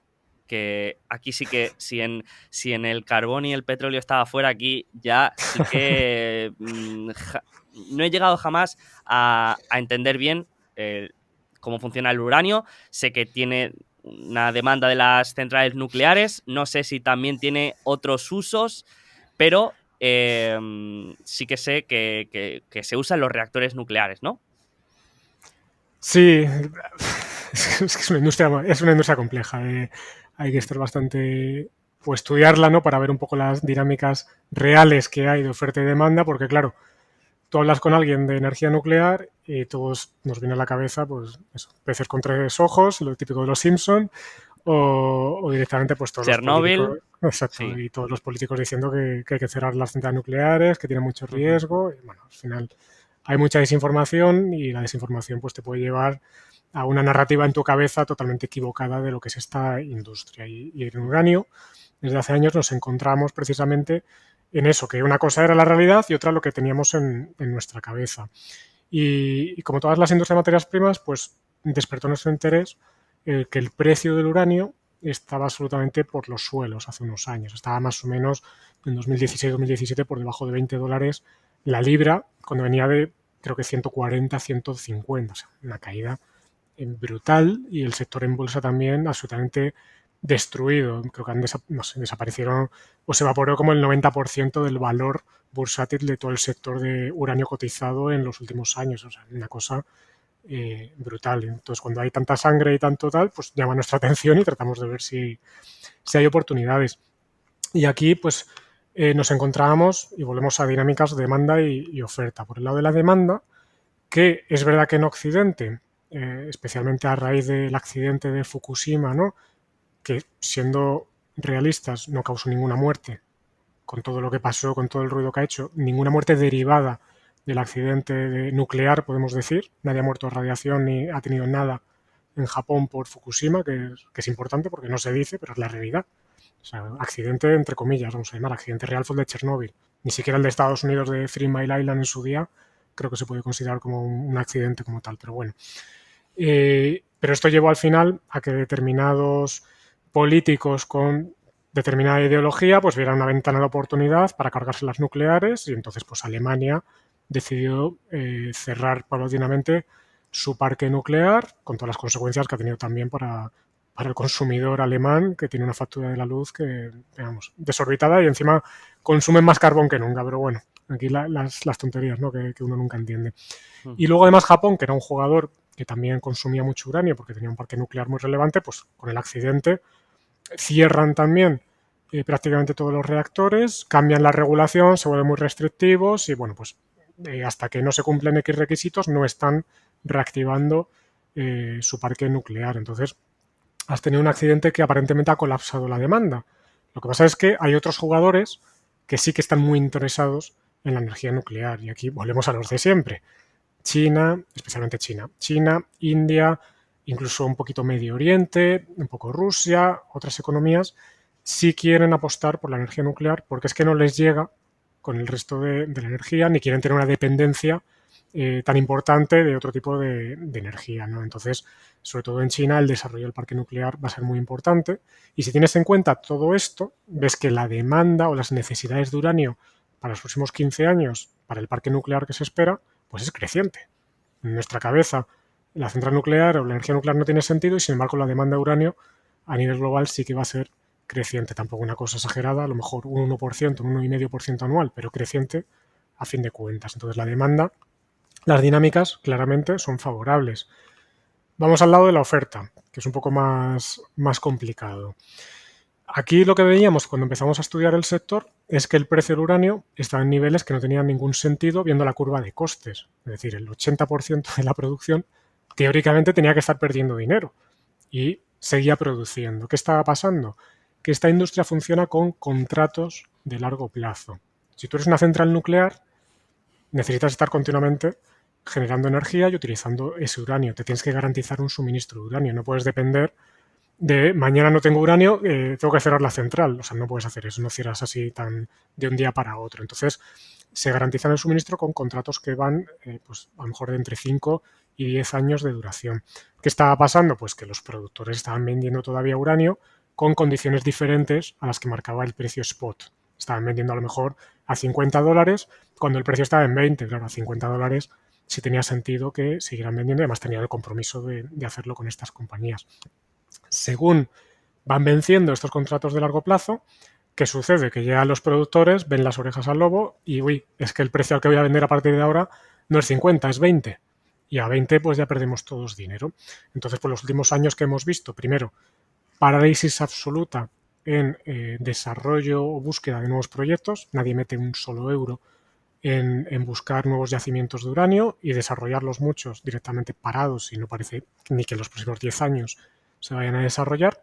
Y además, a nivel de producción que ya estaba produciendo, pues empiezan a cerrarse minas o incluso otras se van poniendo en mantenimiento. Aquí los dos principales jugadores que es interesante son Kazatomprom de Kazajistán. Kazajistán es el país que más uranio produce junto con Canadá, y el otro jugador más importante pues es Cameco, que es el principal productor de Canadá. Pues Cameco, la mayor mina del mundo que estaba operando, que era MacArthur River, la puso en mantenimiento hace 2 o 3 años porque decía que no estaba dispuesto a seguir sacando ese uranio a precios que no fueran atractivos. Y bueno, pues unas dinámicas de restricción brutal de oferta primaria que se llama, generando un déficit muy importante. ¿Qué pasa? Que inicialmente esto no ha tenido demasiado impacto en el precio del uranio. Pues digo que es una industria un poco compleja de dedicarle tiempo. Y es que existe lo que se llama una oferta secundaria. Está la oferta que es sacar uranio del suelo, que es lo que tenemos en la cabeza, y está la otra oferta, que es la oferta secundaria, que es uranio que vuelve al circuito para consumirse, para generar energía en los reactores. Puede ser uranio que viene históricamente pues de la Guerra Fría, pues de todo ese armamento que se fue preparando, pues según ese uranio se va tratando, pues se va volcando poco a poco en el mercado. Esto cada vez ya tiene menos impacto. Y luego, y tampoco lo voy a complicar mucho, las plantas de enriquecimiento de uranio, porque el uranio que no vale que sacas de la tierra para llevarlo al reactor, hay que convertirlo, luego enriquecerlo para algunos reactores que necesitan ese enriquecimiento y entonces ya en forma de combustible, que son unas barras que muchos habrán visto, pues lo que se mete en el reactor y eso es lo que se utiliza, ¿no? Pues ese enriquecimiento en el proceso, por distintas dinámicas que tampoco vamos a profundizar mucho, en los últimos años estaba liberando uranio que se volvía a revender para entrar otra vez al circuito y esa oferta pues no se vendía con contratos a largo plazo, eso se volcaba al spot y ya está. Entonces eso presionaba mucho a que el precio no subiera. Entonces ha tardado unos pocos años, pero ya se empieza a ver ese tensionamiento de que la oferta no llega a cubrir tanto la demanda, no hay ese exceso de inventarios en el mercado de spot y encima, y esto es lo interesante, y además hila con nuestra inversión en este sector, han surgido vehículos financieros como Sprott o antiguamente Uranium Participation o Yellow Cake, Uranium Royalty y ahora otro que ha sacado Kazatomprom Prom junto con otros jugadores, que lo que hacen directamente es comprar uranio, almacenarlo y se acabó. Y entonces a los accionistas nos da exposición a lo que haga el precio del uranio. Claro, estos jugadores van comprando, especialmente Sprott, con un mecanismo que tiene subasta ATM que se llama a mercado, que puede directamente ampliar cuando cotiza por encima de NAV para comprar uranio en el mercado. Entonces van continuamente, cuando puede, comprando uranio y retirando esa oferta del mercado y haciendo más, incrementando ese tensionamiento. Entonces van desapareciendo el exceso de inventarios que podía existir y cada vez se estrecha más el mercado y por eso el precio pues está subiendo. Ha pasado de hace unos años que estaba a $20 la libra, pues ha llegado a estar prácticamente, si no recuerdo mal, en 50, ahora está más o menos en 43. Entonces, poco a poco se va cumpliendo nuestra tesis de inversión. No sé si lo he sabido explicar porque es muy... Sí, sí, sí. O sea, claramente, lo que no entiendo es por qué creéis mejor una exposición directa al precio que no a través de una minera con el Claro, apalancamiento operativo. ¿Por qué os parece la, más interesante? la eterna pregunta, nos la hace mucha gente y en su día sí que tuvimos al principio exposición a través de Cameco en vez de en estos vehículos y luego vimos que la rentabilidad de riesgo tenía más sentido a través de los vehículos. Aquí, por simplificar, puedes jugar la historia del uranio de tres maneras. Una, directamente a productores cotizados que hoy generan caja, y te vas a Kazatomprom, te vas a Cameco y poco más, y Kazatomprom acaba de salir a bolsa. Gobierno corporativo, no tenemos claro hasta qué punto Kazajistán puede influir en las decisiones, que hasta ahora chapó, lo están haciendo todo perfecto, pero bueno, tenemos esa incertidumbre y por eso no nos animamos. Cameco nos atraía mucho, pero claro, se convirtió en el jugador que mete la disciplina en la industria y eso tiene un coste también para ellos y para los accionistas. Pones en mantenimiento MacArthur River y cada mes tienes un coste asociado, creo recordar, de 9 millones de dólares. Entonces vas quemando un poco de caja por ahí, luego la reapertura, pues a ver si tienes problemas o no, porque no son minas sencillas de operar. Entonces, bueno, eso descartamos estas dos compañías. Luego te vas a compañías, que son la mayoría, que son proyectos o depósitos que todavía tienen que desarrollarse y que van a llevar años que entre en producción. Yo no tengo capacidad de saber cuándo vas a producir, cuándo vas a tener los permisos, porque estás en una industria bastante puñetera, si me lo permites, en temas regulatorios. Y muchas veces parece que en 2025 vas a producir y no empieza hasta 2030 porque el gobierno de turno decide retrasarlo por lo que sea, ¿no? Entonces, no estamos cómodos tampoco invirtiendo en ese tipo de situaciones. ¿Qué nos queda? La exposición a través del precio. Y luego, además, esto es importante. En su día, cuando cambiamos Cameco por los vehículos, Cameco ya descontaba en su precio una subida del precio del spot importante. Estaba descontando a lo mejor precios de spot de 40 a 45 dólares en la caja generada normalizada que estimábamos para la compañía. Tú podías comprar eso a través de los vehículos con descuento encima sobre el precio de spot porque los vehículos ni siquiera cotizaban a nada. No estaba comprando yo el uranio a 25 o a 30 lo que estuviera en su momento, estaba comprándolo a 25, ¿sabes? Entonces, es que, y con riesgo a la baja, pues para nosotros cero, porque no tenía sentido ese precio de spot a largo plazo. Es que no lo veíamos tan claro que de hecho la pusimos como la principal apuesta del fondo durante mucho tiempo, porque es que era todo potencial y prácticamente cero riesgo. Y ese fue el motivo. Vale, vale. Pues me ha gustado mucho, me parece muy interesante. y tenemos uranio, empresas integradas en toda la cadena de valor del gas, tenemos mineras de carbón, tenemos empresas en la industria del cannabis. Bueno, me parece que descansáis poco en Sí, la Oros verdad que sí. Asset Management. No necesitáis analistas, ¿no? Puedo echar un currículum por ahí si hace falta. Bueno, tú Eh, échalo y hablamos. Porque veo que hay carga de trabajo. Me gusta, me gusta. Y bueno, antes de acabar, como ya habrás escuchado alguno de nuestras charlas, no podemos irnos sin hacerte el cuestionario alfa. Un cuestionario sencillo, un poco más informal, en el que te voy a lanzar 10 preguntas. Son muy sencillas, muy cortitas. Y tú me respondes a ver cómo respira un poco esto, ¿vale? Venga, Yo a te por las voy ello. lanzando. Me he portado bien, creo. Libro que más te haya influido en tu manera de ver la inversión. ¿Cuál dirías que ha sido? No el que más te haya gustado o el que recomiendes, sino el que quizá te haya cambiado alguna manera de una perspectiva o algo que te haya influido mucho. Venga, te voy a decir dos.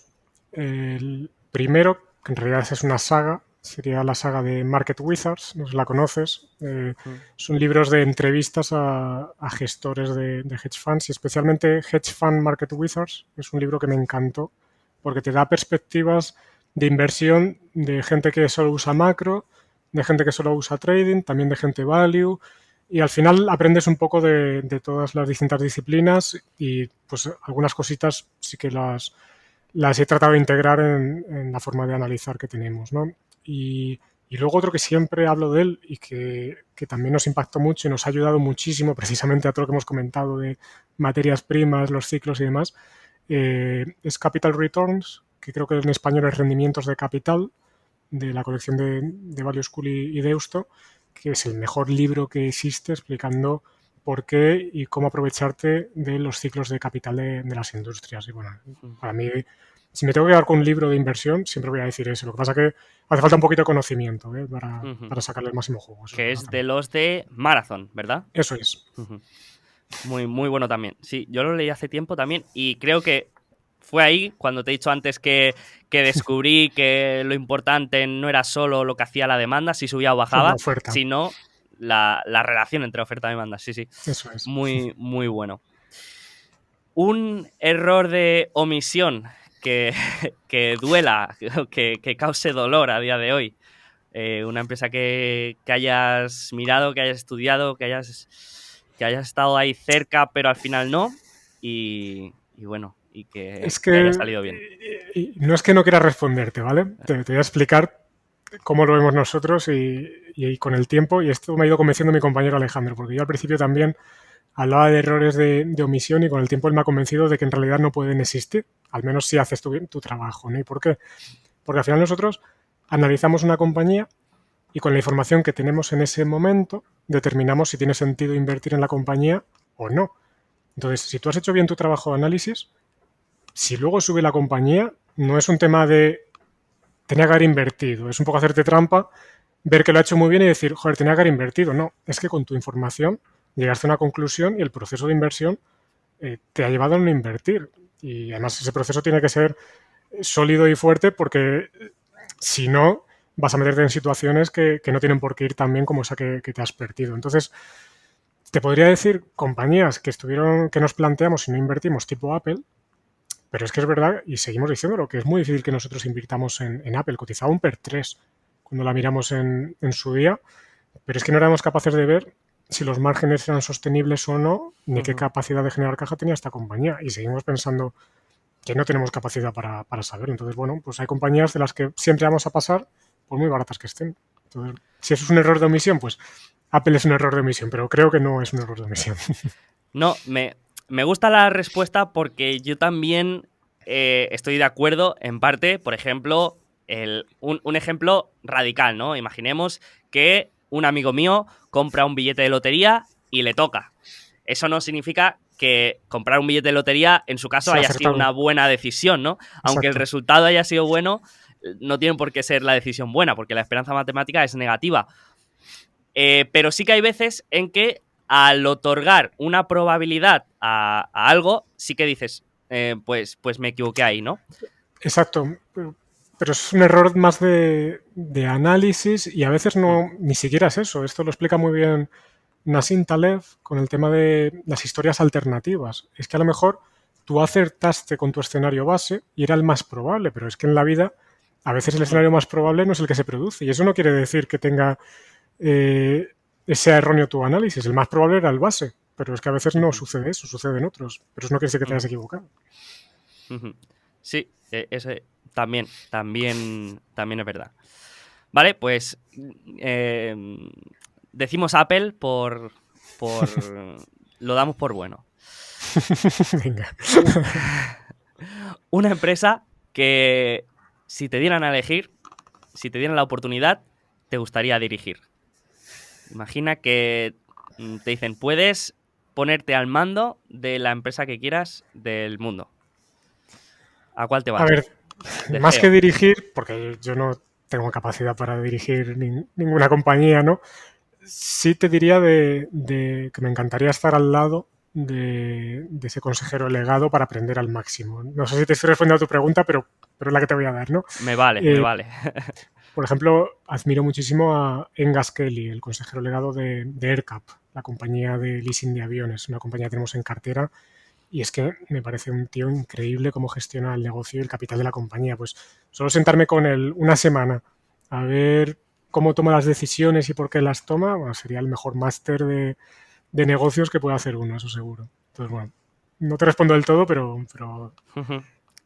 Pues no te voy a decir que yo lo conozco, porque estaría un poco mintiendo, pero sí que ha estado en la oficina donde trabajo, así. porque yo trabajo en un private equity, también tenemos una gestora de aviación, digamos, Mm, y sí que lo he visto por ahí. qué bueno. Em, una bandera de desinversión inmediata. Algo que cuando lo Mm, ves o cuando dice una compañía, cuando dice algo, sí. dices, uy, esto no me gusta, mm, no me Al, gusta, salgo de aquí. sí, al final es cualquier cosa que cambie tu tesis original de inversión. A lo mejor nos dijeron que el CAPEX de desarrollo de esta mina iba a ser 100 millones y de repente es 300 y no te explican por qué. Pues eso te hace salir. O no voy a hacer nunca una compra de una compañía ampliando capital por debajo de tal y amplio capital para comprármela. Es decir, cosas que han dicho A y de repente hacen lo contrario y eso condiciona tu tesis, o simplemente pues había cosas que escapaban a tu control cuando tomaste la decisión de inversión o no supiste valorar ese riesgo y ves que el riesgo es mucho más importante, ¿no? Me viene a la cabeza Viacom hace unos años, la compañía dueña de MTV o Paramount, que no supimos ver el impacto que tenía Netflix o YouTube en el consumo de la televisión en aquel momento y bueno, salimos corriendo en cuanto empezamos a ver que la tesis se estaba desacelerando muchísimo todo lo que teníamos en nuestra cabeza, ¿no? Ujú. Una empresa privada que te gustaría que fuera pública para poder invertir. Y no vale Mercadona Joder, no ni, varias. ni Sky. Me imagino lo que iba a decir. Eh, Era la que tenías en la sí, cabeza. a ver, es la típica Mercadona, ¿no?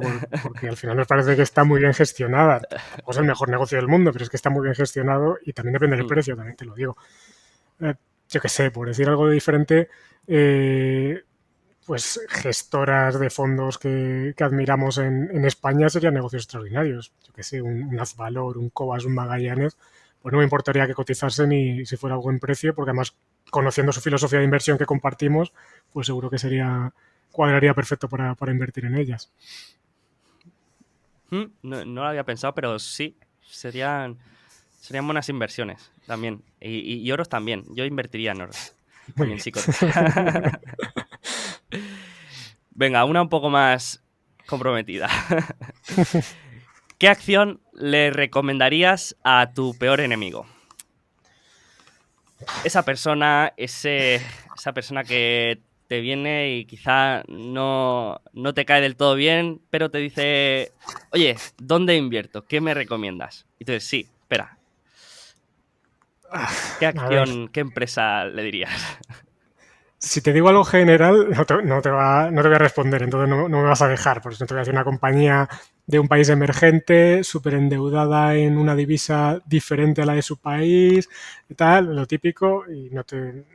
Entonces, yo qué sé, también es verdad que han caído bastante, pero vamos, hace un año te hubiera dicho, y lo mantengo, vamos, un Peloton, un Beyond Meat, negocios que no acabo de entender, no veo dónde van a estar dentro de 10 años, ni lo que paga la bolsa o el mercado por estas compañías, pues bueno, por decir algunas que no entiendo, pues esa sería. Vale, vale. Es curioso porque a mí si me lo preguntara un amigo yo le diría Peloton también, pero, pero vale, la aceptamos, la aceptamos. ¿Blog o newsletter que leas más a menudo y que cuando publica algo vayas directo a leerlo porque sea imperdible? ¿Cuál dirías? Sí, más que blog newsletter, si me permites, tiro más de YouTube o de podcast, porque así voy por la calle un Sí, poco sí, escuchando y me pierdo has menos cambiado tiempo. todas las preguntas. Esta tampoco. Esta también te voy a dejar, por supuesto. Ya da igual. No, es broma. Es broma, es broma. Por supuesto, lo que quieras. Y bueno, para mí un referente básico de economía y política monetaria y demás es Juan Ramón Rayo. Para mí es el referente desde hace años. Leo sus libros, leo todo lo que escribe y ahora que encima tiene canal de YouTube, que además se le ocurra muchísimo y cada año saca un vídeo, pues lo primero que escucho normalmente por la mañana es el vídeo que ha publicado. Aprendo muchísimo de todos estos temas y me ayuda para el tema de política monetaria, dinámicas, pues lo de los cuellos de botella, China también él ha tratado distintos temas y demás, pues me encanta y le sigo mucho.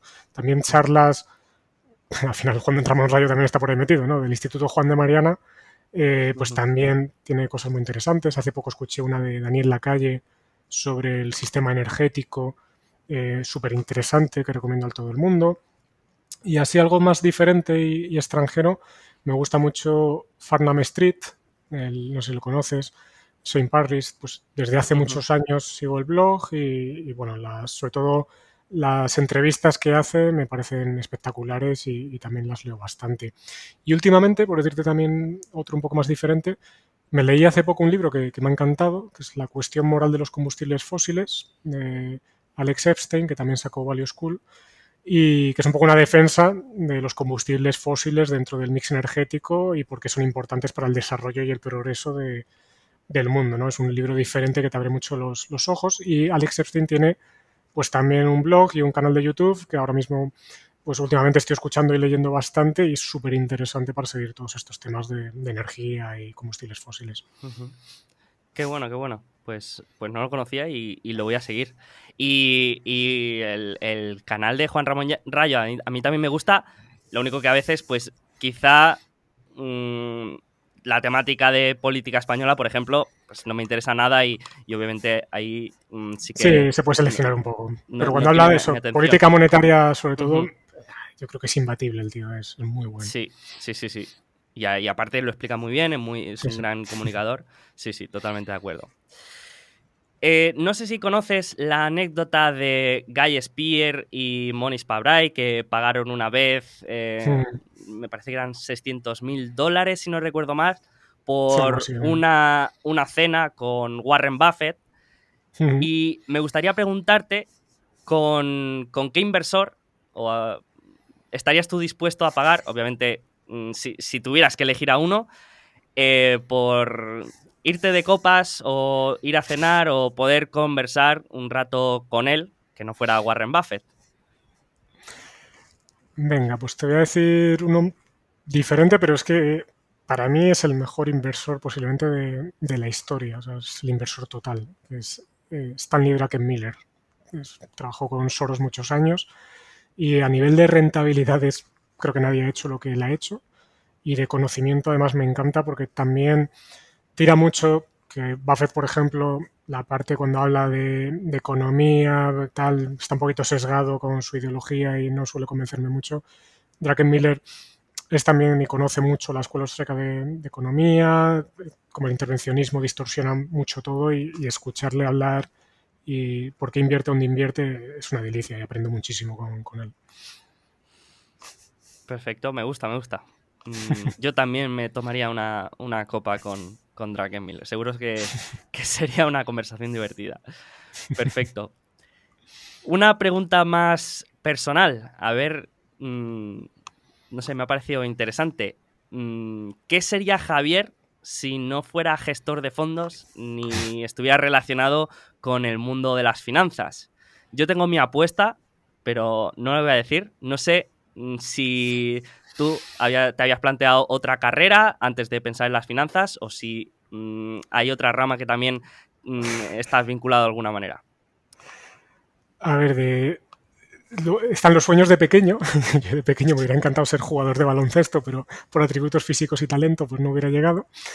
Y luego también el tema del espacio me gustaba mucho, todo lo que fuera pues astronomía me fascinaba, pero luego también lo fui descartando viendo que eso no tenía salidas profesionales, entonces fui más práctico. Pero bueno, iría algo más seguramente relacionado con que vinculase aprendizaje, lectura y enseñanza, que son como las tres pilares que más me gustan y que trato que me acompañen siempre en mi día a día y en mi vida, ¿no? Entonces, pues algo vinculado con eso, puestos a elegir y salvando muchísimas las distancias, algo como lo que hace, no sé si lo conoces, Marcos Vázquez en Fitness Revolucionario, Uh-huh. pues me parecería la bomba, ¿no? Que mezcla un poquito divulgación, escritura de libros, podcast, una cosa así, Uh-huh. pero en algo con temática que yo pudiera aportar valor, pues me encantaría. O no me hubiera importado. Uh-huh. No sé qué Pues tenías en la cabeza tú. yo tenía, no sé por qué, pero te veía mucho de abogado. De abogado. Sí, no sé, te veía bastante ahí en el estrado. Sí, sí, no sé, Te diré pero también tiene sentido. que no es un gremio al que tenga mucho cariño históricamente. Creo que no. Vale, vale, pues nada, es totalmente equivocado. Vale, y vamos con la última, que es, ¿qué dirías que es lo más importante o lo más significativo que has aprendido este año? Y como me vas a cambiar la pregunta, te dejo cambiarla entre este año o desde marzo del año pasado, desde que llegó el virus. ¿Qué es lo Claro, más es que tiene más importante? sentido así. Vale.